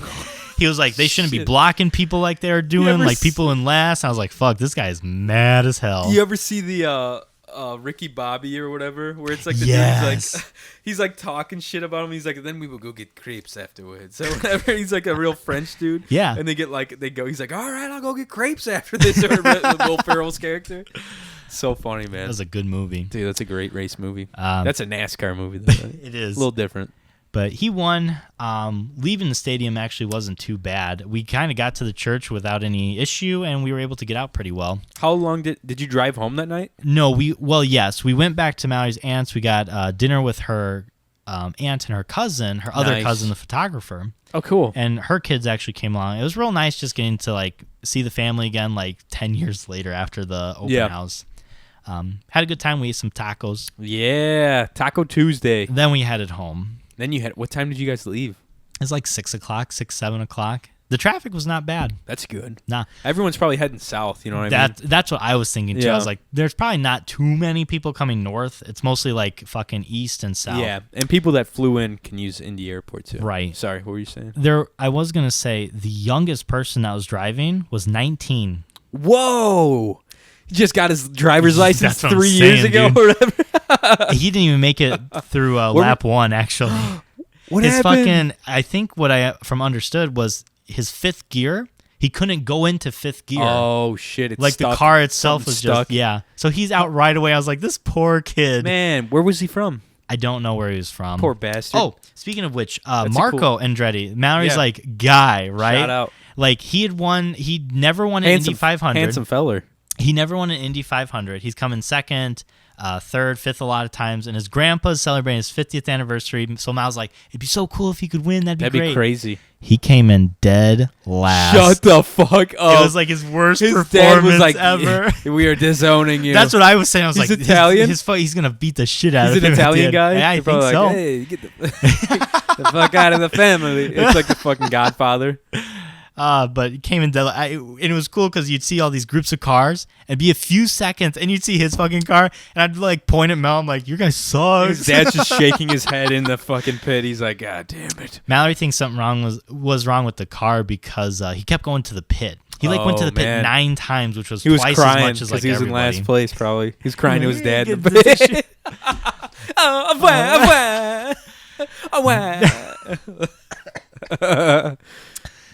that was the Indy 500. That's real good awesome, time, man. I don't know if I'd go again. If I went again, I'd be a bit more prepared. I think have more water, bring a backpack, and have like a chair, bag of shit to bring with you. It was hot though. I mean, like you need to get that big sun. Were people wearing those sun hats? Yeah. Oh like yeah, those giant ones that people wear like gardening and stuff. If I would have had one, I would have put it on because it was just beating down on us. That's what I do when we go fishing and you can't escape the sun. I've got those types of Tilly hats and the ocean fishing hats and shit. That's the way to go, man. But yeah, we got home that evening. We passed the fuck out. I bet.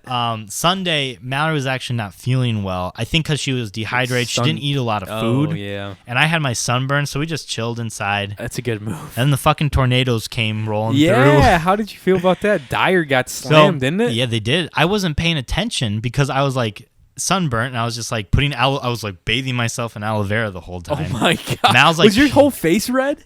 Just this forehead part. Okay. Yeah, everything else was fine because I put on sunscreen. Dude, I have to pee so bad. You have to keep talking, though. I will, because I'll talk about the tornado. Good deal. Go ahead. Go ahead. Empty that bladder, baby. 2 whole beers almost. So Man. Drinking with Johnny again. So we were just waiting at the couch, and we saw that the storm was rolling in. I was like, damn, this is looking pretty bad. So I got on my phone, and I was looking at the weather, and of course we were under a tornado watch. And I was like, damn, we better get like shoes on, socks on, and get ready for, to take cover if we need to. And then I was like, man, it's turning into a tornado warning. We need to get the cat in the carrier. And then the sirens went off outside.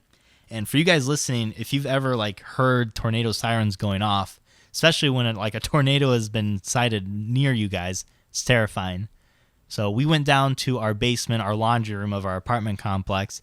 We were just hanging there for like 15, 20 minutes, waiting for it to pass. And eventually it did. We did not get hit by a tornado, which we were very lucky. And I went outside to kind of look at the sky, make sure it was passing because my phone said it was out by 5. And I go outside, and there's all these people on their porches. They're on the 2nd floor of the building, the 3rd floor of the building. And I'm like, guys, there's plenty of room, like in the laundry room, like if you want to take cover. And they're like, nah. We got our bathroom. Our bathroom doesn't have any windows. I'm like, yeah, but you're on the 3rd floor. If a tornado comes rolling through, your ass is gone. It's going to suck you up and spit you out, baby. But it was fine. We did not get hit by a tornado. I did have a friend in South Bend who got a picture sent to her, and you can see this massive tornado, like an F3 probably, in their backyard. Their neighbor took a picture of it. They did not hear the tornado. They had their TV up so loud, and they did not hear the sirens. And then they got sent that picture from their neighbor, and there's this big-ass tornado in their backyard. Quit fucking lying to everybody. No. That didn't happen. It was scary, man. It's creepy that, like, you can be so preoccupied with other things, and then just not notice a fucking F3 tornado in your backyard. Jesus. It was in Dyer, right? Or where? I'm talking about South Bend now. Oh, okay. Mm-hmm. I'll actually pull up a picture for you real quick. Saw a video on Facebook. It was like, and I was getting jacked. I think it was Sunday night, wasn't it? It was Monday. No, it was Monday. I had a little bit to drink Monday. Yeah. And I was watching this, and I was like, dude, I don't really get like pumped about. I know there's guys that like chase this adrenaline shit, and they do the storm chasers. Yeah. And I was like, holy shit. See how the tornado's like in their backyard, dog? God. They did not hear it, and it's like right next to them. Sneaky ass tornado. Yeah, what a snacky tornado. Snurker. And I was like, dude, I think I could be a storm chaser. You could not. There was a dude in a van. He's like, he on the video, he called into like 911. He's like, it's this old hillbilly guy. He's like, yeah, is this 911? I'm a storm chaser. I'm calling in to report the tornado crossing this intersection on whatever highway. And I was like, that's pretty fucking cool. And he was like 200 yards, 300 yards from it. That's what they do. Storm spotters are the ones that like identify. Could you ever do it? I am a storm certified like spotter. But do you go out? You practice? Do you go out and fucking practice? Practice. You go out and use your storm certification stuff? If I go outside and I look around and I see like funnel clouds, cyclonic like formation, I'll like report it in. Really? Yeah. All you have to do is like text a certain association or your nearest weather center. Damn. But yeah, I'm certified because I've been through school. And I know like what to look for. Let's buy an old shitty van and we'll go like cruise the Midwest, like like Kansas and stuff like that. That's big like tornado. Where's Tornado Alley? It starts in like Texas and it goes all the way up, kind of Illinois, Indiana area. Okay. It goes all through those states like in a line, but they're wanting to move it. Tornado Alley is like where most tornadoes happen in the year. Why most is it common in the middle of nowhere? It's because you know the Gulf of Mexico. Yeah. So when warm air, fun fact for you all that's listening, you're gonna learn something. You're gonna learn something today. Science with Mike. Doesn't happen often here on the Cyber Shindig. So when the warm, moist air from the Gulf of Mexico meets this cold air that's coming from like Canada, that's coming down into like from that the north region. there. Yeah. That warm air hits that cold air, and if you've ever seen it before, anything warm will go over cold. It goes on top of it. Is that the same with water too? Exactly. Okay, yes. If you ever dye cold water and warm water, and it's like separate, and you like unseparate it, like pull something out, you'll see how the dye just like flows over it. No shit. Because cold water is so much more dense. Yeah, so it's the same thing with air. Yeah, it's easier to. There's I know what you're talking about. So if you get that warm, moist air and that cold air, it goes over it. Now, if you get certain winds that are like going from northwest and it's veering, that means it's like as you go up, the winds are like going in a different direction. That makes this circle.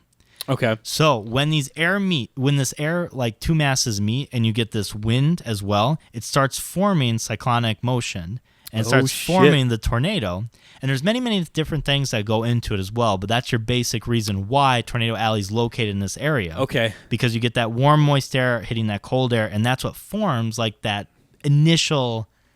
It's like the initial base for a tornado. Okay. It's like yeast for bread. Okay, so what's the deal with these little, what are they called? Like those little mini ones that you see every once in a while?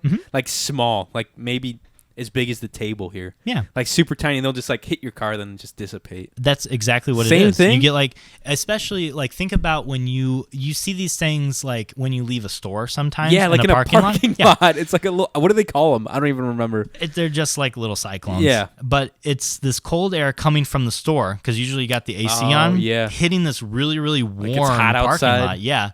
And so if you have the right winds, you can like form a very small, very so crazy, like weak tornado, I guess. And you can see that there's have you ever been to the Museum of Science and Industry? You could see that they replicate that inside of like the museum.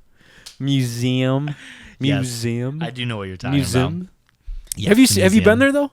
Have you seen that? They've got like that whole thing, and I think they explained it just kind of like they have it written out or whatever on the plaque. But they're able to just like cyclonic vortation. They don't need to like have all these things mixing and matching. They have like a couple fans, and I think they have like hot. They can control the temperature and all that weird stuff. But yeah, that's pretty cool. It's neat. That's awesome. There you go. Science with Mike, baby. Let's go find an old burnt out van. We'll spray paint it up and do our all logo. The cool shit. Yeah, we'll put slap our logo. We'll get 100 of our stickers, slap them on there. Oh my god! And we'll tour the Midwest until we find some really groundbreaking shit. Damn. I'll drive. You can do all the cool like science stuff. Okay. I'll make sure there's enough coffee. All right. I want some fucking tacos. And we'll go to Taco Bell. Nice. We'll have to have a bathroom inside of the van. I just piss out the window. No, what happens if you gotta take a dookie? Go number 2. I'll just poop out the oh my god, window. dude! What if we had like a little? We have a catwalk off the back of the van while it's driving, and it's a little toilet seat, but it's just open to the road. I'm cool with that. You think people behind us would get mad? Just make sure no one's behind us. We're stuck in rush hour traffic. It's like, I'm sorry, man. I gotta go. I gotta go. Nature's calling. There's nothing I can do, man. So that was Memorial Day for us. Just like being weekend, miserable man. And fucking those tornadoes. See, those are the things you look back on, like the misery. I think we've talked about this, and I heard this from somewhere else. The things that you look back on and like fondness are always like miserable, kind of like you're getting through it. Yeah. But it's a cool experience at the same time. Absolutely. You're never like looking back at like a roller coaster going, hey, man, remember that time we went down the water slide or went on the Ferris wheel? It was fun as hell. Yeah. No, it's always misery. You get a tattoo of like the water slide. Fuck that. Deep River 2018. I remember that. I went down the freaking funnel. What are those called? The ones with like the funnels that you go in? I hate those things. Yeah. They're like a toilet bowl or something. Yeah, the toilet bowl. I went down the toilet bowl and fell off and got ran over by another guy. Yeah. Crazy. That sounded like a fun time, though, huh? It was a good time. I really enjoyed it. I don't know. Like I said, I would like to probably go again. I just don't know like when I would. To go with a group of people or like. That's what I think. Like it was nice to go with just Mel, but I feel like if you go with a group, like you would have not a better time, but like a different experience. Exactly. And that was a gift that you got from Mel, right? I did for our anniversary. Pretty cool. Number 8, baby. That's a cool gift. 8 years, man. Look at you guys. Yeah. Going strong. Old as hell. Hell yeah, you are. Old as hell. Old ass. But enough about that. How was your week, dude? Good. Slow. Ooh, Bad Boy Chadhoy is live. Is he? Did you see on Twitch? Drunk Sea of Thieves he's doing right now. What is CFE? Sea of Thieves? What is? Sea of Thieves. Yeah, it's like this pirate game where you're running around with like a crew. I want to play that. That's kind of like Chad is playing right now, probably on Xbox. Let's pull it up on Twitch. What if I pull it up on Twitch? We'll talk while it's on here. If you guys want to follow him, if you guys want to go to Twitch and follow Bad Boy Chadhoy, he goes. He told me, I asked the schedule, and he said every like weeknight or whenever. Did you message him like as you, or did you I was message just on him as the Hawkeye? chat. I've been fucking with Chadhoy a little bit on chat for Twitch. I'm gonna see how far I can go with it. Is his name? Oh, here it is. Yeah, I just found it. I'm gonna pull it up on the computer. Start watching. Let's see what this is all about, Chad. This dumb shit. You're live right now on the Cyber Shindig podcast, Look at baby. This bullshit. I said that right before I started. Chad's sweet voice. Bruh. Yeah, just Rick, kidding, Chad. Look at this fucking fish that I caught. Look at this. Okay, so this is Sea of Thieves. Oh, this is kind of like Fortnite for pirates. Kind of, but you're not like fighting each. Well, I guess you are fighting each other. Look to at this steal, big like, ass loot and fucking shit. shark. You're watching a past podcast, dude. Watch now. You're not even watching the live one. Oh. Do you Twitch, dog? No, I don't. I don't. He's got ads, what baby. What is this? Amazon Prime? He's got ads, baby. We are the only person watching. That's the dude from Masters of Sex and from what's it called? It's Twilight. He's like the badass vampire, the evil one. I am so disappointed that you know what Twilight is. is. Okay, I had a girlfriend once, so yeah. Oh. That's the only reason I know. This is Good Omens. Good Omens. Yeah. Oh, okay. What's his tits, isn't it? David Tennant. Sounds like my nephew running around upstairs. Here it is. Here's Sea of Thieves with Chadhoy. We're not moving. Oh, wait. Oh. He's fishing? Yeah, he's fishing in a storm. What is going on? Yeah, this is the Sea of Thieves, baby. This is weird. Hey, there's someone in the chat. Thunder. Who's he playing with? Does it say who he's playing with? You can ask him. Can I like message him right now? Send a message. Where? It's in chat. You really don't do Twitch, do you? I'm gonna say, hey, Chad. So this is Twitch, so everybody, like anybody can like pop in there. Chad, it's Johnny G. We're watching you on our podcast. Yeah. People probably at home like, this is bullshit. We're watching you on while we podcast, baby. Baby? This game looks lame. He's just fishing a bunch.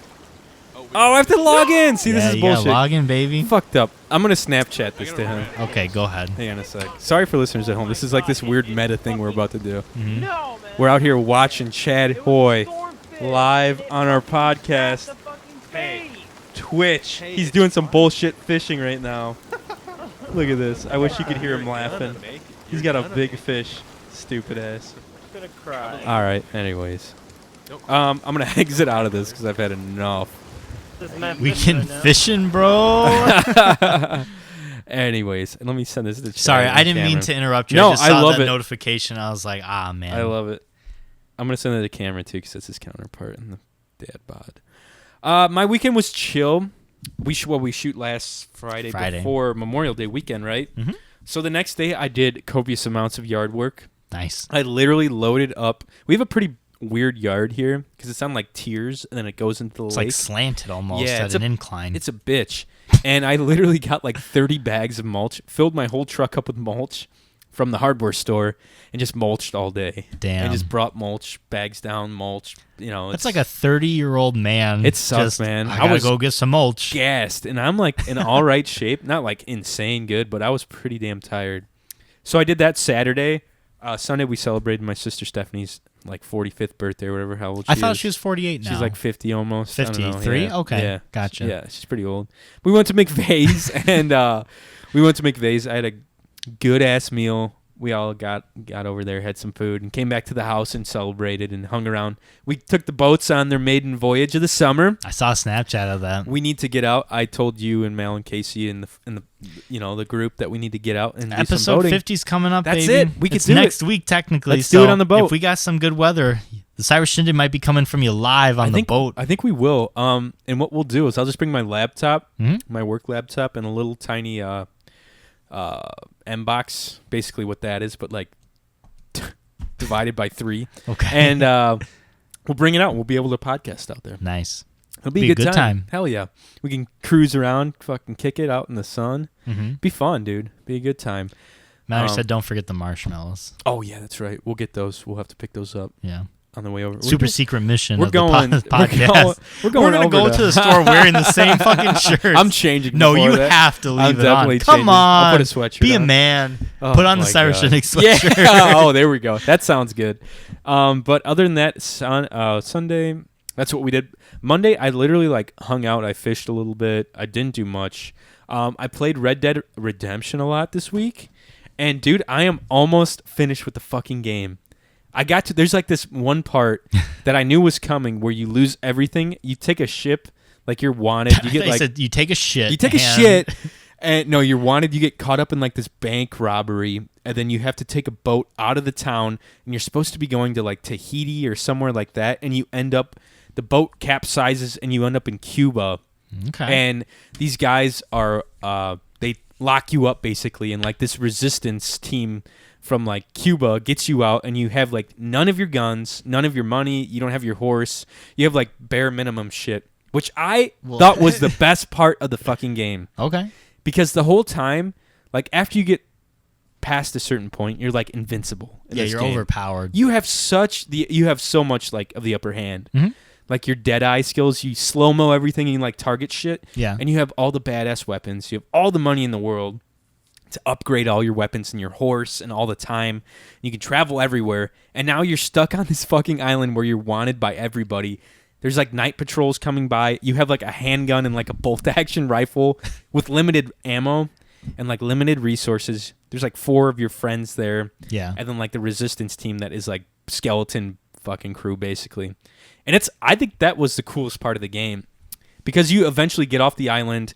You use like this cool ass old cannon, and like the Navy comes after you, like in Cuba. What the? And you shoot down one of their boats with like this old school cannon. Dude, it is sick. That's crazy. It's so fucking cool. And then you end up going back to America and meeting up with like the whole old gang that they thought you died and stuff. And like, it's cool. So you're coming up to the end then? Yeah. Are you sad? No. Are you gonna actually finish it? Yeah, I'll finish it. You said that back in October. No, I think. it's gonna get done, dude. I'm like 75% there, man. It's getting finished. That is not very It's close. almost done. This is a huge game. And now I'm just shit. like sticking to like the main missions. Okay. I used to screw around with, stupid Side shit. quests and shit? Yeah, Because yeah. it's easy to get caught up in that stuff. Mhm. But yeah, so I've been playing a lot of that, which has been pretty cool. Nice.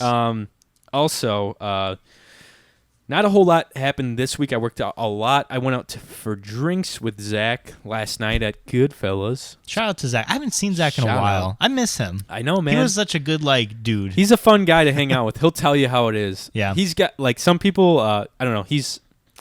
he's a different guy, as in he's not gonna fucking beat around the bush just to like make sure your feelings aren't hurt. You need some people in your life like that. 100%. Dead ass. Super black and white about everything. Like, he's really good at saving money too. So I talked to him about like a lot about finances. He's having his house built right now. He's gonna have a new house in August as a 25-year-old kid, basically. Good for him. He's got a man. new truck. He's about to be married. Yeah, he's got his shit like straightened out. And ducks in a row. He's all. It's not like he was given anything either. Like, he was all, what do you call that? Like, self-made, I guess. He's a self-made man. I remember he was telling me, we were at a bar, and he was showing me, like, he had a list in college, and it's, like, things he wanted to be able to accomplish, like, whenever he felt like he couldn't do it or something. Yeah. And he's like, I looked at this list, and I was like, I want a new car. I wanted to be able to, like, be a good example for my younger, like, family. His cousins and nephews and nieces. And he fucking did it. Yo. Shout out to Zach. Shout out, man. Living the life. He's got it together, for sure. And he's very disciplined with his money, which Works I could hard. take a few notes from. Yeah. He's a cool dude, though. Yeah, let's stop sucking He's his fun. dick, okay? All right, anyways. And then today, dude, I was downtown Chicago, and I saw some shit. I'll tell you what. Tell me, baby. It is always fun in the summertime. When things start getting warm, people start getting weird downtown. Yeah. So I saw... That is true. That's the truest oh thing my I've God. ever heard. I saw this. Oh, snap. Did you see this? I did see your sent a Snapchat. This is the craziest thing. It's a truck that has a bunch of fish on it, and then Pause it's got it a real quick. huge carp on it. Hang on, let me see if I can pause it right It's got after. scales. Like the whole truck is scales. The whole truck is scaled up. It's a nice Bang. truck, and then Look it's at got that. a whole carp on it. And if people don't know at home, carp aren't like... They're a trash fish. You can shoot them with your bow and arrow and bow fish for them. No one cares. No one cares about the carp. Usually, if you catch a carp in the Kankakee River, you throw it up on the bank to die. 100%. Those dogfish and bullhead are probably on the same They're category. Kind of like invasive. Asian carp are invasive, but this dude gets down with the carp because he's got a fucking truck painted with it on there. And it's a nice, like, decal, too. Yeah. Like, oh, yeah, this costs money, I dog. don't know, man. That's weird. nuts. What fish would you have on your... Crappie or walleye. Dead ass. Or perch. Just crappie? Crappie or walleye. Crappie are so common. Well, they're hard to catch in, like, big... If you don't have a private area or, like, a small lake, they're hard to catch. They're like... I guess that's true. We had private areas, so we catch crappies all the time. That's the thing. Excuse me. They're hard to target in bigger lakes, but they're the most rewarding. Them and walleye. I think walleye are very... And perch. I think perch, lake perch, like the yellow on them. Those are like 3 of my favorite fish to catch. Man. What a time. Crappie. Fuck yeah, dude. But, yeah, so I saw that driving into the city today. That's awesome. Pretty cool, That made right? your day. Pretty fucking cool. And should have honked at him and been like, I know. They definitely saw me videotaping. Yeah. They're like, whatever. We probably get this all the time. And then on my way home, this always happens to me. I don't know if you've ever been on Lower Wacker Drive. No. So, okay, Lower don't know Wacker where Drive, that for is. those of you that don't know, it's a road underground in Chicago. If you've ever watched The Dark Knight Rises with Heath Ledger, I know what you're talking about. the whole scene yeah. where he's in like in that van and he's shooting a rocket launcher. Yeah. That's all filmed in Lower Wacker Drive. And like he's trying to wait till the pylons pass to shoot at Batman with his rocket launcher. Oh, Felix is down here. He's giving Mike the eye. He might get him over here. He might entice him. Nah, he's hungry. Later. He's hungry. He's like, later. But every time I service this one account that's kind of near Lower Wacker Drive, I have to get on Lower Wacker Drive, and that's what takes me to Lakeshore Drive. Okay. And every time this happens, there's either construction going on, and every time you get on Lower Wacker Drive, you're going like 20 foot underground, maybe 30 foot underground. Every time he says Lower Wacker Drive, Wacker Drive. Take a shot. Lower Wacker Drive. Say that 10 times fast. But your satellite loses signal on my 'cause you're GPS. underground. My phone loses signal too, and it's dark down there. And there's some street signs saying like this will take you to Michigan Avenue, this will take you to Dearborn, but a lot of the signs don't say which direction you're going. So I ended up spending about 20 minutes. You got lost? I got lost on Lower Wacker Dude. Drive and Lower Michigan Avenue. Stop saying it. Underground. I got on Lower Michigan Avenue too. Underground, and it's like you're driving on the subway underground, pretty much. It's fucking weird, man. Damn. And you get turned around. I'm like trying to look through the little pylons too to see which direction the lake is in. I'm like, I just need to get going south of the lake. Yeah. Like I need to start heading either north or south so I can turn around, or what. But as I was driving, I saw some very strange things. There's a lot of homeless camps down there because it's out of the weather, obviously. Yeah. But I did see one woman who I don't think was homeless. And, dude, it's like a fucking time sucker, like a wormhole down there. That's what it seemed like for me. It was like a wormhole. I didn't know how long I'd been down there driving. I was trying to find my way, trying to just get I should have brought my damn compass because that's how crazy it was. It's a goddamn wormhole. And I start driving, and I see a woman dressed in, like, Asian garb, like geisha garb. Yeah. And she's walking down the street, throwing baby powder in her face and on her body. And I was like, is this a bad dream? Because I can't handle this right now. This is too much for me. And I was like, what in the hell is happening? I was like, this wormhole of Lower Wacker Drive has got me fucking tripping on something. I was like, what did I have for lunch? Did I slip something at the last account I was at? What is going on, dude? It was so weird. She's whipping baby powder on herself, walking towards traffic. And that was my experience today on Lower Wacker Drive. The time sucked. The time warp. So, people got their kinks, baby. I don't know, man. What if, you just really in the baby powder? That stuff is not good to breathe. What if it wasn't baby powder? What if it was like honestly crack cocaine? It might have been. Fuck, who knows? That would be the best place to hide crack cocaine. Oh, yeah, for sure. Is it a baby powder deal? Definitely. Yeah. Cybershindig does not condone hiding cocaine. No, fuck that. We're going to start selling bottles for that. We'll have like the Johnson & Johnson label on it. Oh, my God. And you can be a good place to store your crack. Arms and Hammer? Yeah, perfect. But yeah, that was really messed up. That's and I was crazy, really dude. weirded out. And I was like, this is you poor thing. Really creepy. But anyways, that's really been my week. Like I said, there wasn't a whole lot. Oh, I saw a sick-ass Lamborghini driving home on I think I saw you Stony Island. You sent a Snapchat of that as well. This sick, sweet baby blue Lamborghini. Yeah. Two dudes sitting in it with the top down. Mm-hmm. I was like, damn, that's a sick car. Damn. Really cool, man. Would you buy a Never. even if you had just money to kill? Never. Me neither. Lamborghini, no way. I'd have to buy an old car that would like get some. You want a muscle car? No, it'd be like it'd have to be an investment because those cars gain value. Yeah. Yeah. Oh, speaking of gaining value, Ro, yeah. I don't have. Ro, fuck you. You keep yelling at me about stocks. You just got to put money Do you have in any stocks. I have something better. I got Pokemon cards. Doesn't count. It counts because cards that I bought for like $4 back in the past are like $60 now. But you can't sell. It's not easy to sell Pokemon cards for that. Baloney. You can. Pokemon cards are only going up in value, and I can attest for this. How much do you think, deadass, is a first edition like holographic Charizard as like at least $2,000 as a PSA 10 like grade card, like sweet, like they barely been touched. Yeah, like it's like great pristine condition. Oh, maybe $10,000. That's your guess. Yeah, $10,000. Yeah, $89,000. Oh my god! And they're selling on eBay, like sold for this much. I want to know for this who's much. buying these things. Collectors. I'm telling for you right now. For $90,000, a Pokemon card collector can fucking afford this. Because think about it, Pokemon when it came out was our time, 90s, right? Yeah. They're 26, 30 years old now. They want to get those things back that they had, but in like better shape, like pristine condition. Have a good place to put this. Put in your bank vault or whatever. Dude, I'm telling you, my little binder of cards right now, those are my stock. That's my stock. Fucking put them in some fireproof Charizard, shit. Baby.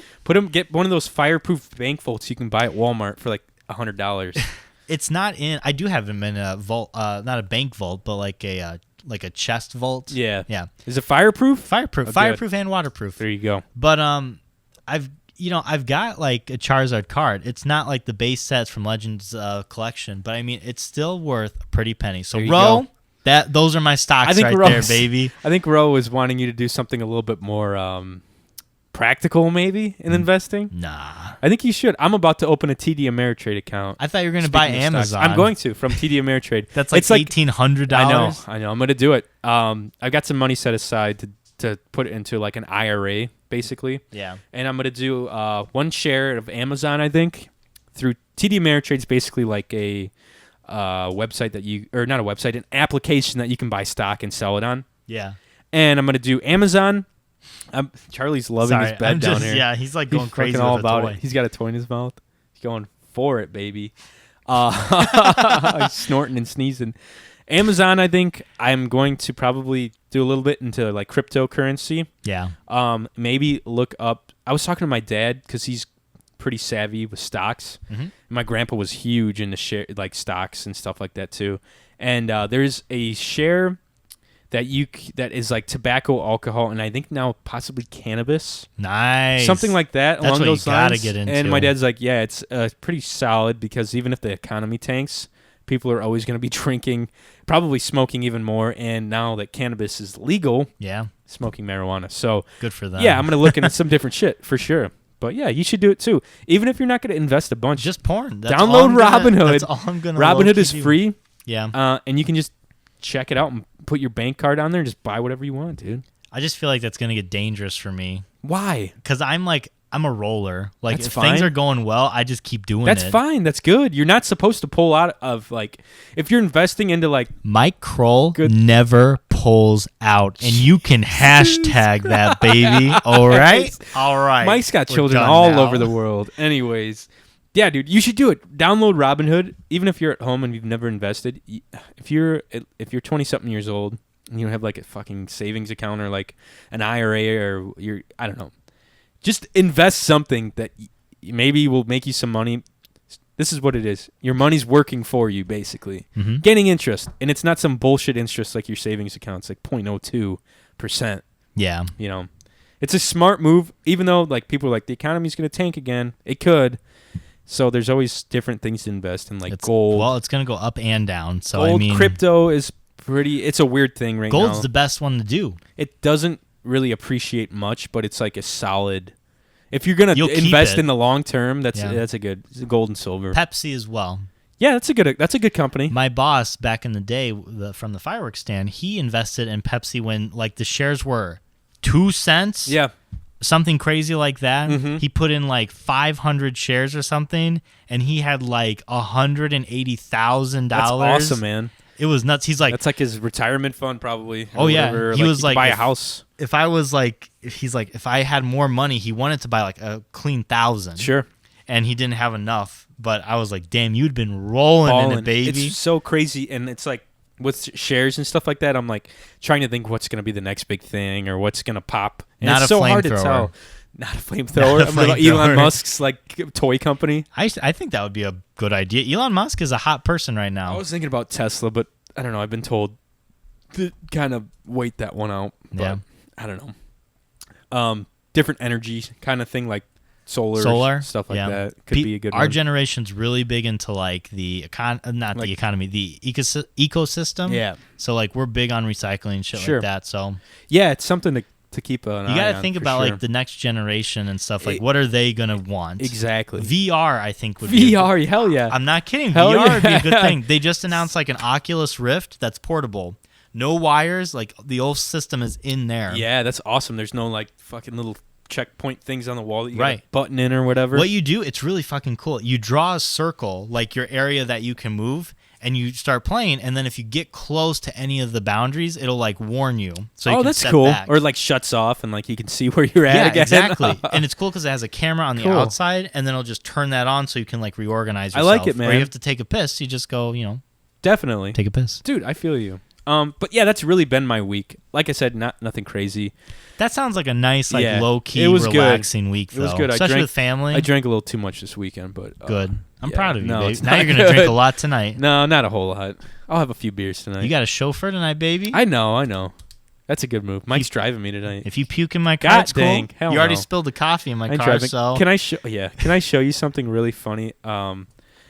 My dog, speaking of Charlie, had a blooper in one of our episodes on the Cyber Shindig podcast, the one with Ro. Mm-hmm. And his head just pops up. I think it's at like 2 hour, 10 minutes or something. You see his head? And then he's just like, boop, and he's done. And he's out. I was dying laughing. That's when you were like killing your best friend. Yeah, that's when I had like a hot fucking sharp piece of metal in his vein. It wasn't hot. Oh, fuck yeah, it was. That was funny, though. Anyways. I love it when fucking Chuck is in the episode. It's so funny, yeah. His head just pops in and he's like, huh, is there food up here? No, just blood. All right, I'm out. If we ever get, like, like a high quality studio and shit. Like we start rolling in money. Yeah. We need to get like a Chuck cam. Yeah. Where it's just like that'd you're be so recording us, awesome. but in the corner is just like Chuck. Yeah. On Chuck the whole time. Yeah. Or just a GoPro that'd be like cool mounted too. on Chuck and he's just like rolling around. Like you could see where he's walking and shit. That's what I'm saying. That'd be awesome. It'd probably just be a lot of him sleeping on the bed. It would just be him doing this. That's like laying fine. on his bed. You could probably live stream that on Twitch. Because people do like I'm going out and they just like show them going to the grocery shop. Just fucking strap it on a dog and be like a dog's Chuck's life. Day at the. I don't know how I would do that with like the GoPro. I'm telling you, that'd rack in an audience. That'd be fun. I could just make a YouTube series. Yeah. I don't think I could stream that live. But Speaking of YouTube series, you gonna buy that booster box of Pokemon cards? I'm thinking about it. Maybe next payday I might. There's a booster box of X and Y Pokemon cards, which I think is the best set. That's my favorite set. Yeah.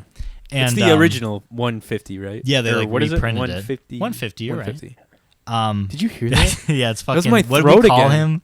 What did I call him? Travis or something. No, something fucking weird. Rolling up in your throat. Yeah. It's a little man that lives inside my throat. He hangs out on my uvula.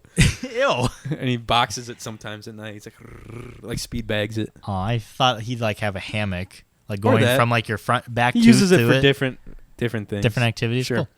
But there's a booster box for like $96, and it comes with 36 packs. Which how much is that? $3.50? No, it's $2.60. I did the math. Oh wow! Because I was going to send you that. It was $2.60 for each pack of cards. That's way more than, or way less than what I'm paying at the stores. Yeah, which is like $4, $4.30 something. $4 a pack. Yeah, I can get 3 packs for $10 at Buy the Board, which is the best deal you can get around here. But if you get a booster box, that's insane. I'm telling you, would I have to open the whole thing at once on YouTube?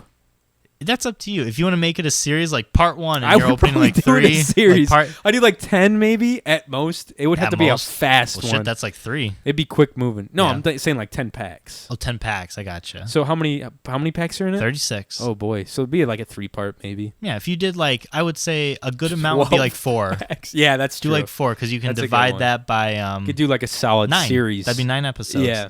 I'd watch it. Yo, people opening up cards like You're from right. a booster box Well, and they're consistent. We got to do People love ours. it. They watch I mean, it. we got a good amount of views on our YouTube. We've got Pokemon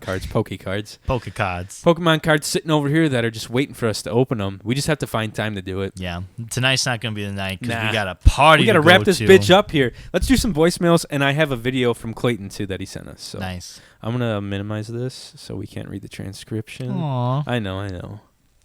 Okay, here. Let me turn everything up. Sorry, it's not a 2-part kind of 3.5-hour podcast tonight, boys, girls. Here's the first voicemail. Oh my god. Hey guys, Lynn here. It's Lynn. Hey, Lynn. We haven't heard from her in a long time. She's alive. Yo, is she gonna give you your new Twitter handle? Oh, Lynn. I need a new Instagram handle, girl. Damn. You hooked Mike up with that cool ass one last time. The underscore king. That no. was a mouthful. More ways than one. I was dying every episode. That was hilarious. Driving back on Memorial Day Nice. from southern Indiana. Basically was in Kentucky. Ooh. A group of friends. We're at. I wonder if she was down near Patoka Lake. Shout out to Patoka Lake, Lynn. Let me know if you were there. Of mine and I do a beer Olympics every year on Memorial Day weekend. Damn. Did she say Beer Olympics? Olympics? Yeah. I'm surprised you haven't heard of this. I've gone gold every year of my life in the Beer Olympics. Johnny's he's the one that carries the torch. I've been training my whole life for it's this. actually just a giant bottle opener that he runs to. I've been unknowingly training for the Beer Olympics for the past fucking 10 years of my life. Anyways. And I'm driving back listening to the podcast and thought that I would ask you guys what you think your best game would be if you were to play in a beer Olympics. Oh, I know. So we do a ton of different games. We do Anchorman, which is basically just like chugging a pitcher of beer. Not for me. I can't chug, man. I've heard of that. Not for me. I feel like that's the only way I could drink beer is just Chug chugging it. I think if chugging is so hard. I don't have an issue with liquids, just drinking them. My throat, I can't open my throat up like that. Guys can just fucking. Boy, you lucky you like girls because you would not hold a relationship, baby. Sorry, fellas, my throat doesn't open like it used Why? to. What is that voice? I'm a drag queen. You got deeper than what you are. I'm trying to impress everybody. Damn. which team can do it the quickest. Relay race, filled with different things that we do. Flip Cup, Survivor Flip Cup. Flip Cup's always fun. Bags, beer pong tournament, horse race, a bunch of different things. Oh my gosh. I would say that I pretty much come in clutch for my team with Flip Cup. Nice. And I'm a decent pong partner. I chose to sit out of playing bags and cornhole this year because I'm not good at it. I hear you. And my team ended up winning. We got first place. Oh, shit. Congratulations. I don't have the soundboard. Pretty excited about that. But yeah, just thought I'd call and see what you guys thought your best category would be if you were to participate in a Beer Olympics. Nice. Love you guys. Haven't talked to you in a while, but just thought this would be something fun. Keep it up. Bye. Heck yeah, Lynn, we miss hearing from you. Yeah, I'm glad to hear from her. That was like a pleasant surprise. Oh my gosh, yeah. I'm glad she's still listening to this. Jeez. Yeah, this she's garbage. a long-time listener. Yeah, she is. Since day one, baby. Since day one. She's an OG listener. OG. Lynn, thanks for the call. I miss you too. Honestly, we're on the same page, I feel like. I am the king of Flip Cup.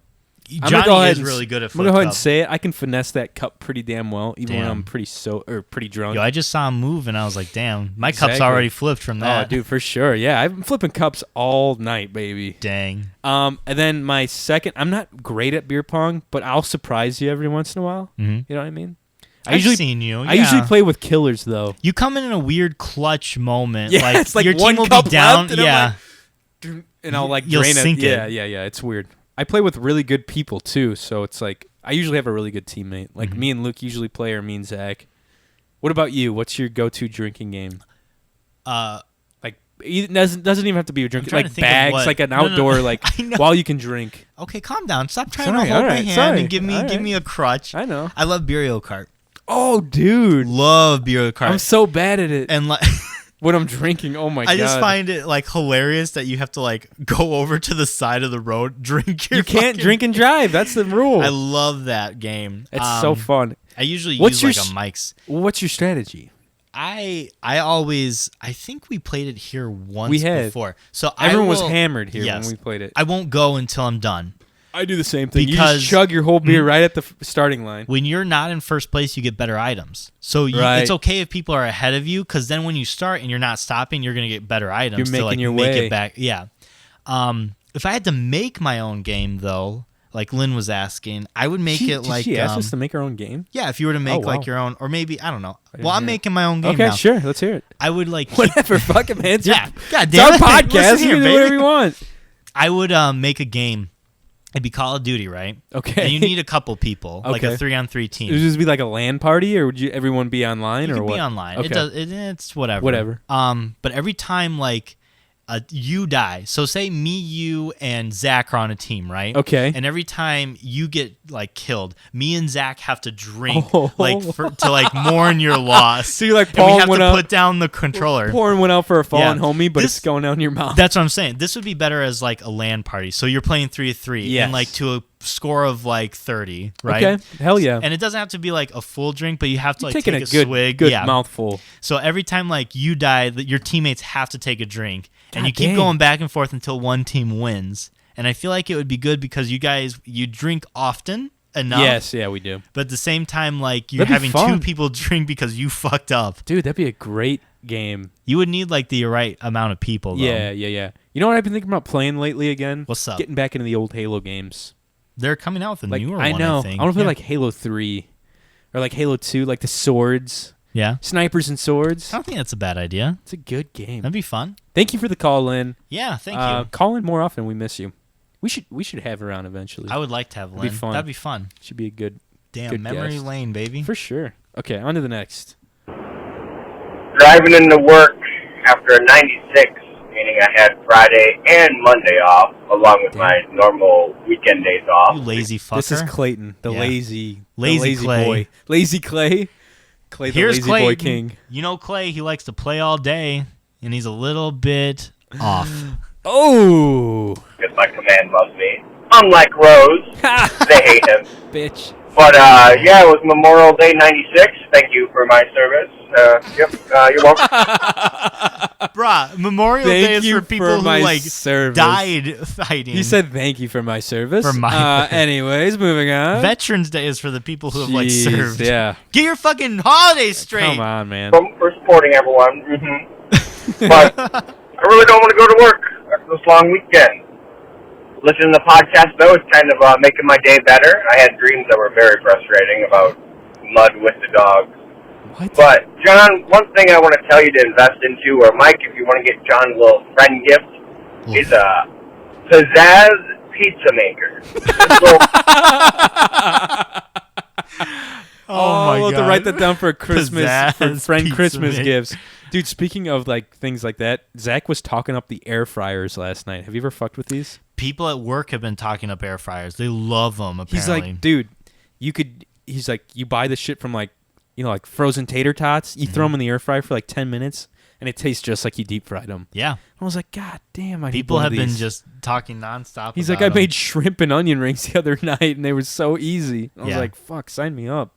Oh, bad boy is a tabletop rotating pizza maker with a heat on bottom and a coil on top. That way you get the perfectly cooked pizza every single time.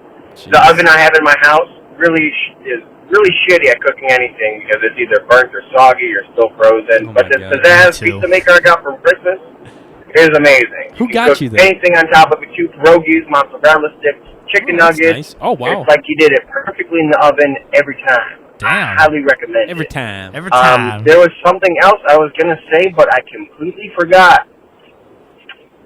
So, Pizzazz Pizza Maker, baby. Pizzazz. Shout out to Clayton's short-term memory. He should be like a fucking spokesperson Yeah, for geez. Pizzazz You fucking Pizza sponsored Maker. by Pizzazz Pizza or something, Clay? Send us a free one for God's sake. Dang. A free Pizzazz Yeah. Pizza They're Maker. probably like $100. No, those air fryers I heard are insane like that too. They're kind of expensive, though. Those are like, I thought they were too good to be true for a little bit, right? I was like, no. Yeah, but apparently And then they're- people like yeah. swear by them. I think what it is though, like a lot of ovens have convection oven settings. Yeah. Which is where it blows hot air. It's got a fan and it just blows real like Yeah, air. so does my ex-wife. Hey, Ho-ho! ha-ha, ho-ho, ha-ha. But it just blows hot air through a fan like in the coils and it does the same shit. But Yeah. who knows? Here's the next one. Thanks for the call, Clay.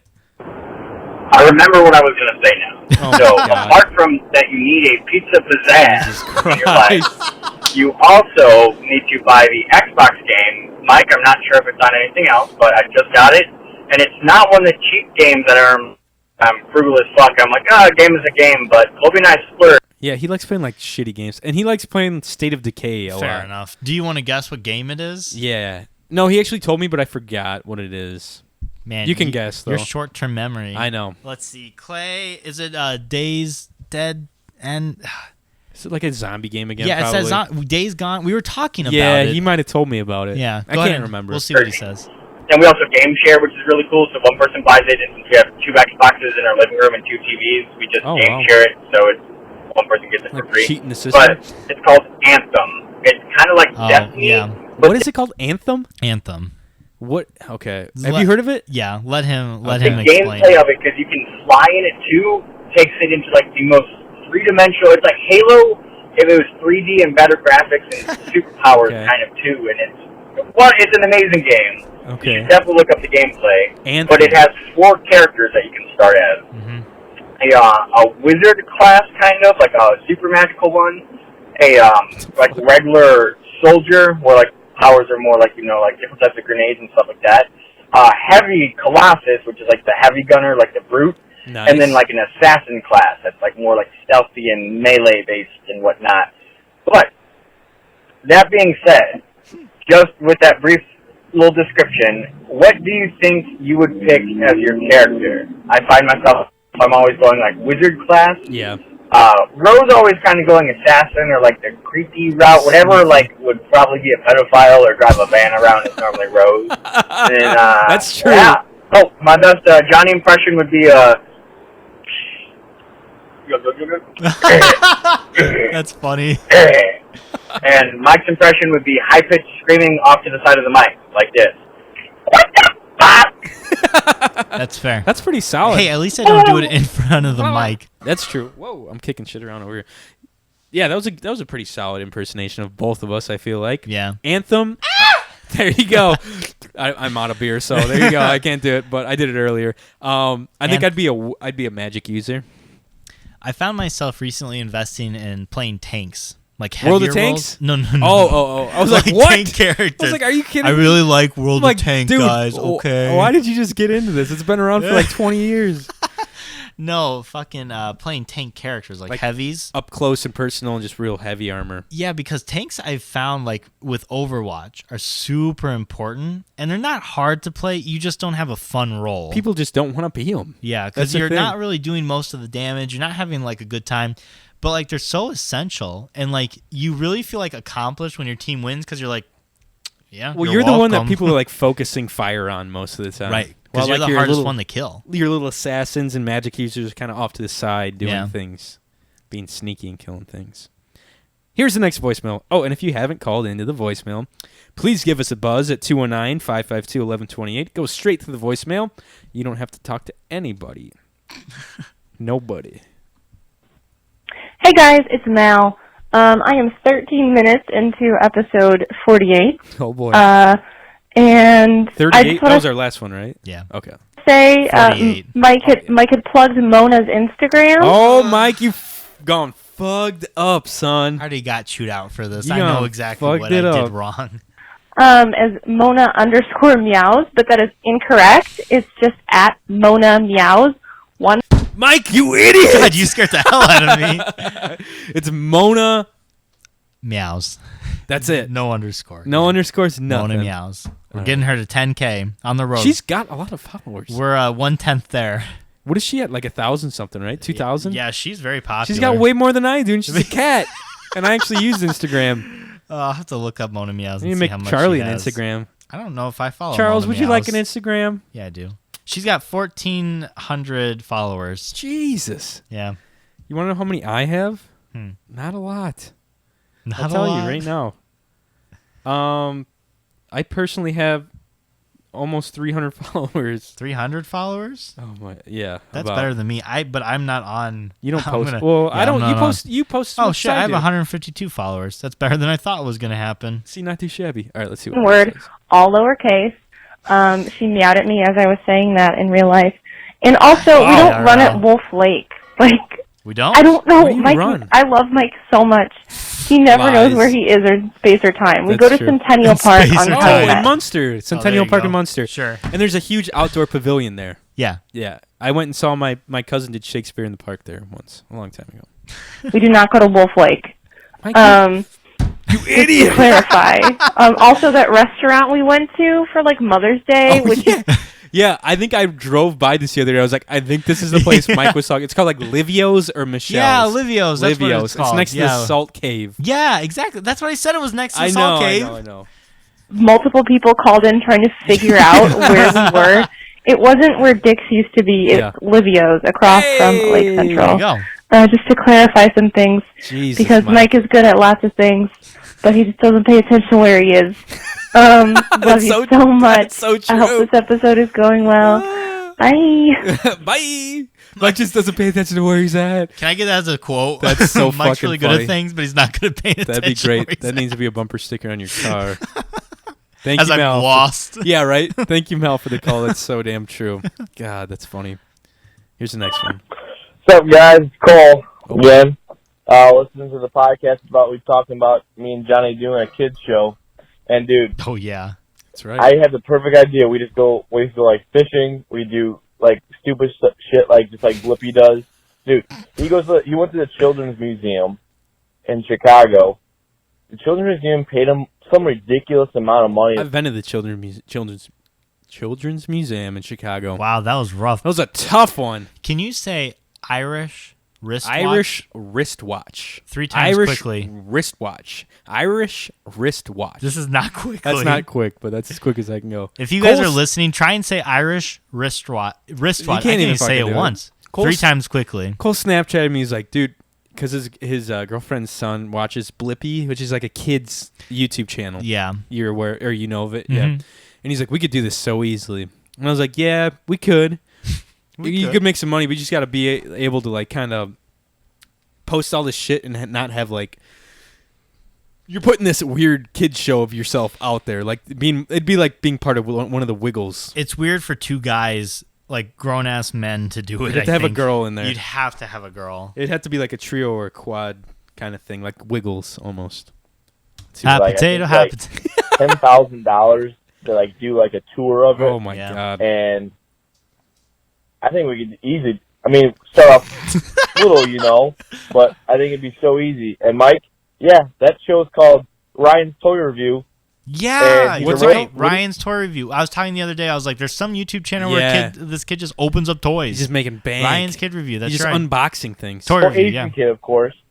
And he makes $22 million opening toys, and he gets all those toys for free. Mm-hmm. That kid's gonna have a hell of a savings/college fund. Hopefully, Hopefully his parents aren't out there blowing it somewhere. What the fuck I did wrong in life. Yeah, Jesus. That I should have just been opening toys, I guess. But hey, should have. Who fucking knows? I guess. So Johnny, we really got to sit down and talk about this because I don't want.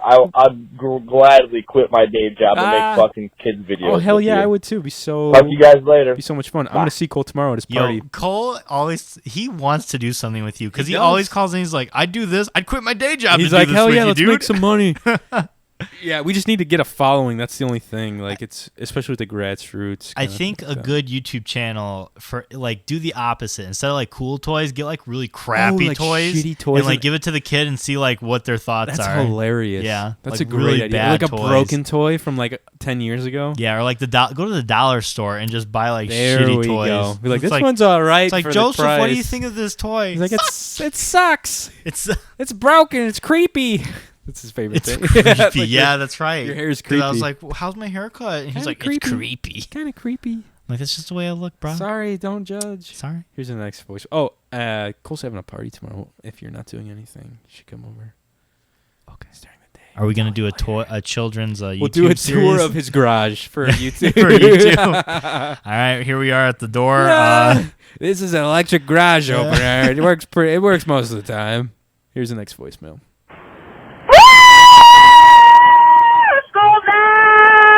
Hey guys, it's Casey. So officially, I am done with school. I am very happy. Finished up yesterday with the kids. Turned in my keys today. I am done until late July when we start summer school. Damn. And I had a lot of kids yesterday tell me that I was their favorite teacher that they've ever had. Oh my gosh, that's awesome. awesome. Which is super warming to my heart. Because I love hearing that from kiddos. It reminds me why I do this every single day. Hell yeah. And I was wondering, because it's starting to be not back to school, end of school season, I was wondering what was one teacher that you guys had in school or in college that really impacted your lives or that you really enjoyed and why? And then on the exact opposite end of it, what was a teacher that you had that was just god awful and just the absolute worst teacher that you have it stuck in your brain? You don't have to say names about the bad one, but maybe about the good one. Because I've definitely contacted old teachers that really impressed on me. Right. But I'm just curious of what you guys think. But happy summer, bitches! Bitches. I'm just gonna go college on this because we're from a small town. So when I was at IU, I had I took a class called History of Rock and Roll, and there was 3 different classes for it. So I took all 3 of them. Mm-hmm. And this dude was a badass. He was a local musician, a fucking music history fiend and fanatic. Damn. And he was so cool. And he actually had a heart attack during the semester, and he came back like a few weeks later. And mind you, this was a class of 500 people. Yeah. It was a lecture basically. So this dude would come up every 2 days out of the week and teach us something like old school rock. We'd play some old music. He would teach us why it was important, what impact it had on certain music in the future. And when he came back from having a heart attack, everyone like stood up and gave him like a round of applause. They're like, he's back. Aww, fuck yeah. That's really sweet, dude. He'd play like local clubs out in Bloomington with like his blues band. Fucking cool guy. What about you? What do you think? My worst, I'll definitely keep it in the college as well. It's a good move. There was one teacher in specific. I was in a Lutheran school, so we had to take a theology class. Yeah.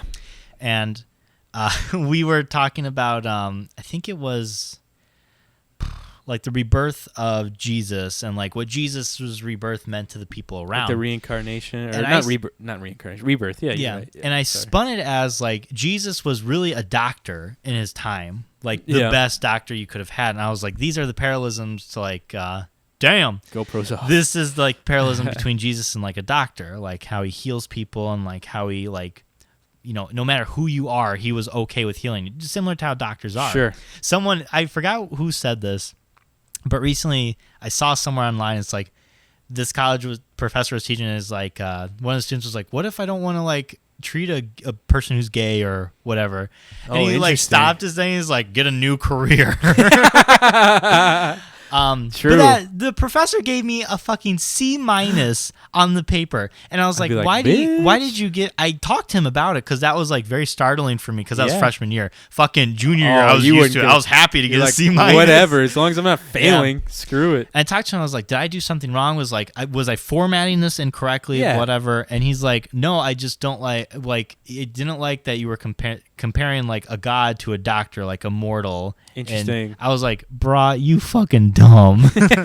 So he was getting his own religious views kind of caught up, which was in kind of shitty. Grading something that was his thing was like, this is a religious class, we need to keep our papers like in that format. And I was like, nah. Yeah. But dude, I had a lot of good teachers. I feel like in Lowell. I have too. Like Mrs. Magley, for sure, definitely one of the best teachers because she didn't play favoritism. If you didn't do well in her, like if you weren't like working in her class, she did not give a shit who you were. I got praised and I got yelled at in that class, like equally. So I was like, which I was so happy. Great. There were certain students no teacher would touch because they were like the person. Yeah, Mrs. Magley, she's shout out to Mrs. Magley. She's so you. Sweet. Yeah.